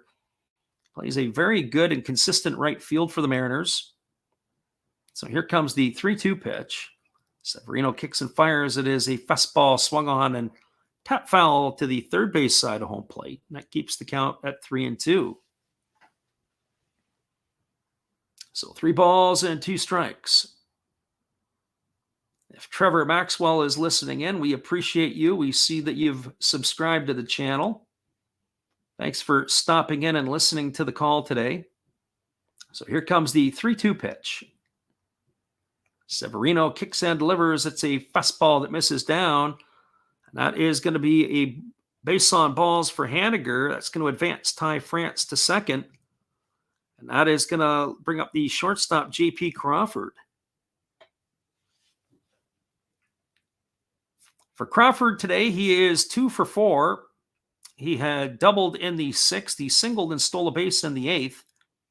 He's also grounded to the pitcher and popped to short. Of course, he was on defense for one of the more entertaining plays in that inning where the pop-ups were being dropped all over the place. There is a breaking ball that misses down and away, and the count is 1-0.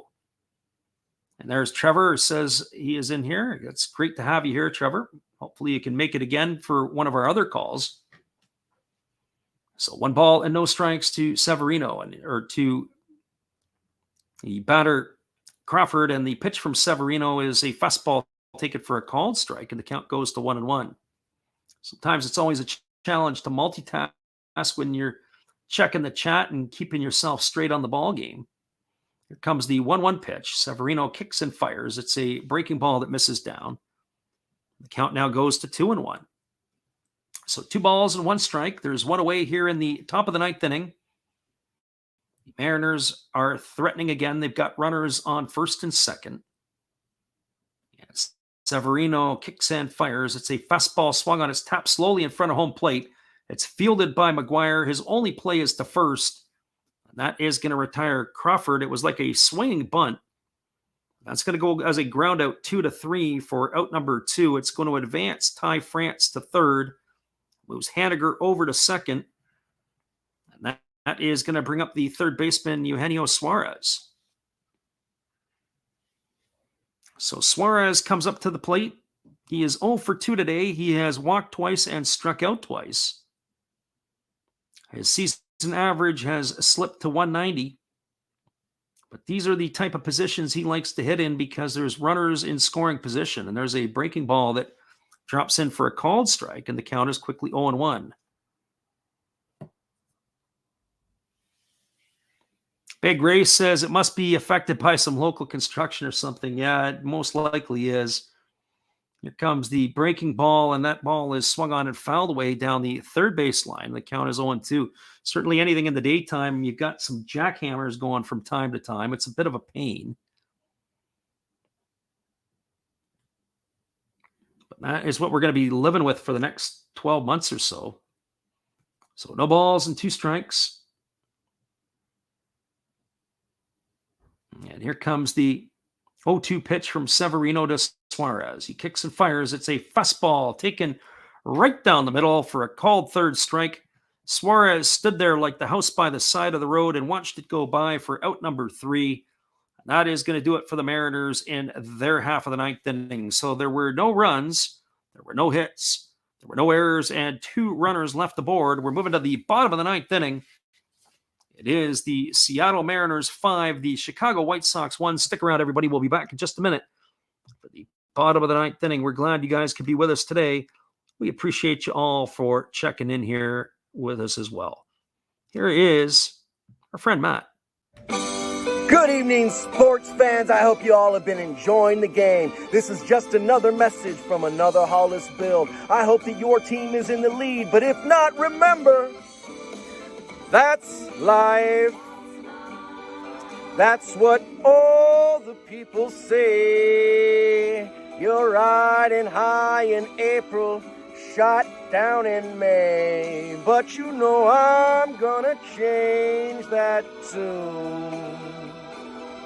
When I'm back on top in June.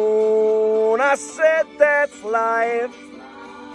And as funny as it may seem, some people get their kicks stomping on my team, but I don't let it get me down.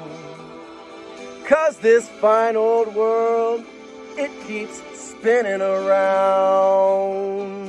I hope you enjoy the rest of the game, and if it remains the same, remember, that's life. You want your fill? Go check another Hollis build on YouTube. Last Raps Baseball. Let's get back to the game. Let's go! You know that's life. You know it. One love and peace. Welcome back, everybody. We are moving to the bottom of the 9th inning, and it is going to be a pitching change for the Seattle Mariners. We'll get you that information in just a second. And now scheduled to come up to bat for the Chicago White Sox are going to be Gavin Sheets, Andrew Vaughn, and Lurie Garcia, the heart of the White Sox batting order. It is Paul Sewald on the mound taking over here for the White Sox for the Mariners in their half of the ninth. And the first pitch is a fastball taken on the outside corner by Sheets for a called strike, and the count is 0-1.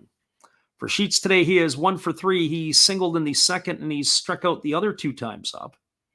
And here's the pitch from Sewald. It's a breaking ball that is down. The home plate umpire, Mark Ripperger, says that Sheets has swung, and that's going to make the count at 0-2.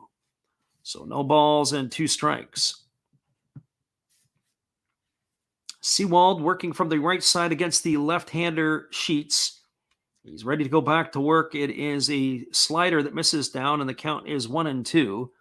It's going to be a steady diet of fastballs and sliders here from the right-hander Sewald. One would expect that is what it is going to see here. So CJ says, we got a good voice. Well, today it's been pretty much on song. No raspiness today. Big Ray says, Seattle looking good after the wind debacle earlier. This is true. There's a fastball that's delivered and is swung on and missed. And Sheets is gone for the 3rd time today via the strikeout for the first out of the inning. That is going to bring up the left fielder, Andrew Vaughn. So Andrew Vaughn steps up to the plate. He is 0 for 3 today. He's grounded to third, he's grounded to short, and he has struck out in his 3 trips.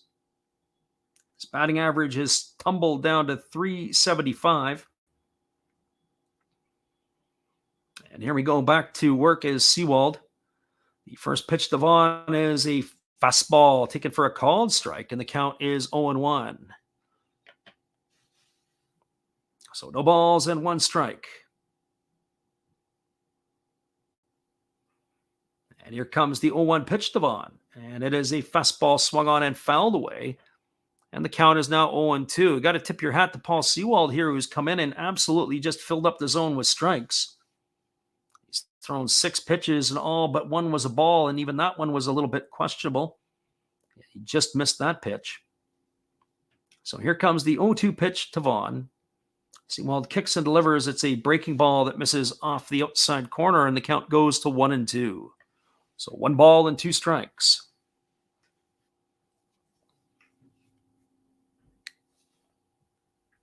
It's a beautiful sunny day in Chicago, but the problem is the wind has played havoc in this one. And here comes the 1-2 pitch. It is a breaking ball that misses down and away, and the count is 2-2.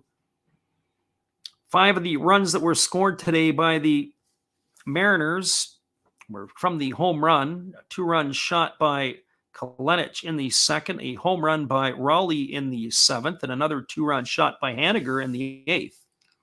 Accounted for all the runs. It was the drop pop fly that ended up cashing in Adam Engel in the 5th inning. There's a fastball swung on. This ball is lifted into center field. Coming in is Julio Rodriguez. He's got room. He's got time. He makes the catch. And that is going to retire Vaughn for the 2nd out of the inning. And scheduled to come up is Lurie Garcia. We're going to see if he will indeed hit or if Tony La Russa has seen enough and going to give somebody else an at-bat here. Sometimes that is the case, but no, Lurie is going to get his opportunity for his swings. Lurie is 0 for 3 today. He's flown out to left. He is grounded to second and popped to short. He's 0 for 3 on the afternoon. He's looking for his first base hit of the season.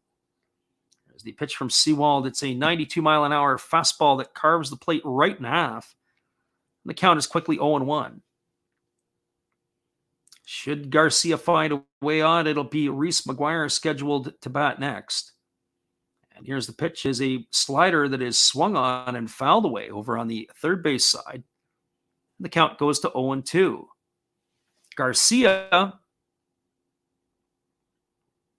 has had a tough afternoon defensively for the Chi Sox. He has made both of the errors that the White Sox have committed today. So here we go back to the live action. Here comes the 0-2 pitch. And Sewald kicks and delivers. It's a fastball swung on. It's tapped slowly in front of home plate. It's fielded by the pitcher. He throws to first, and that is going to do it. It's going to be a ground out 1-3, and that is going to end the ball game for the Chicago White Sox in their half of the ninth inning. There was no runs, no hits, no errors, and nobody left the board. Your final score from the south side of Chicago, it is the Seattle Mariners 5, the Chicago White Sox 1. Stick around, everybody. We'll be back in just a couple minutes. We appreciate everybody who's been in here to listen today. We're going to give you the out-of-town scoreboard. We'll wrap it up with some thoughts, and then we'll call it a day and give you our plan for the weekend. Stick around, everybody. We'll be right back in just a moment. We're glad you are with us.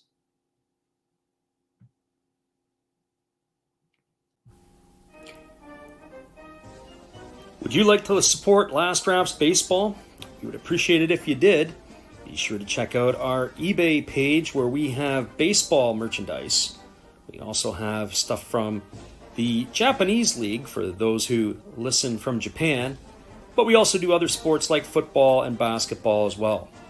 Don't forget, visit Last Drafts Baseball's eBay store to help support the channel. We'll be glad you did.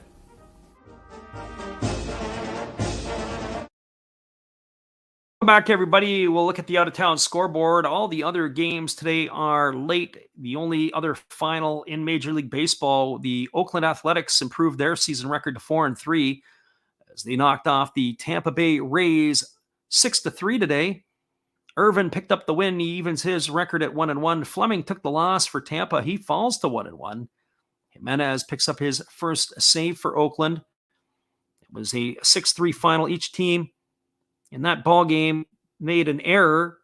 It was 6-9-1 for the Athletics, 3-6-1 for Tampa. The blow came from Brandon Lowe. He hit a home run in the 7th inning off of Irvin, but that was the only home run in the ball game. Everything else, there were, in terms of the hitting stars, Sean Murphy had a couple of hits. Elvis Andrus had a couple. Christian Pache had a couple of hits for Oakland. On the side for Tampa Bay, only Brandon Lowe had 2 hits for them. And that is the story over there. Your story here on the south side of Chicago, the Seattle Mariners knock off the Chicago White Sox 5-1. It was a power display by the Mariners. They got things going in the second inning on a 2-run homer by Jared Kelenic. The White Sox ended up getting one back at the bottom of the 5th inning on an error by the catcher that allowed Adam Engel to go all the way to second. Jake Berger had singled, and then Tim Anderson had singled, and that ended up scoring Adam Engel. And so that is how they got the run back. But then Cal Rowley in the top half of the 7th inning hit a solo shot for the Mariners. The Mariners added to that lead in the 8th inning when Mitch Haniger hit a 2-run bomb. That was where the score ended at 5-1, your final score. So just a reminder for the weekend, we are going to be doing our NPB game tomorrow night. Hopefully you guys can come on in and check it out. That'll be at 10 o'clock Pacific or 1 o'clock Eastern. It'd be kind of cool if you guys could be there. On Saturday, we're taking the day off. We're not going to be doing anything at all in the Saturday day. No Major League games on Friday. No Major League games or anything on Saturday. On Sunday, we're going to do a double dip. We're going to do a game in the morning. Haven't nailed down who we're going to do quite yet. And then we are going to do the night game with the Padres, the Sunday night baseball. So hopefully you can join us for that one. Once again, everybody, you watched another Last Drafts Baseball video production. We appreciate everybody who stopped in the chat today. Our undrafted player, Big Ray, CJ, got Xavier, we got Trevor Maxwell, we got all kinds of people who popped in. Jimmy Redbeard, Steve Rademacher, undrafted player. We had that guy, VR, all the rest that came in. Thanks for stopping by, everybody. It's always appreciated. We'd like to see you guys again in the future. If I missed anybody, it's not by mistake. It's by accident, as I can't get everybody in there, but we do appreciate y'all popping by. Be sure to check out our Did You Know video that we released today. Here's our closeout. We'll see you again tomorrow.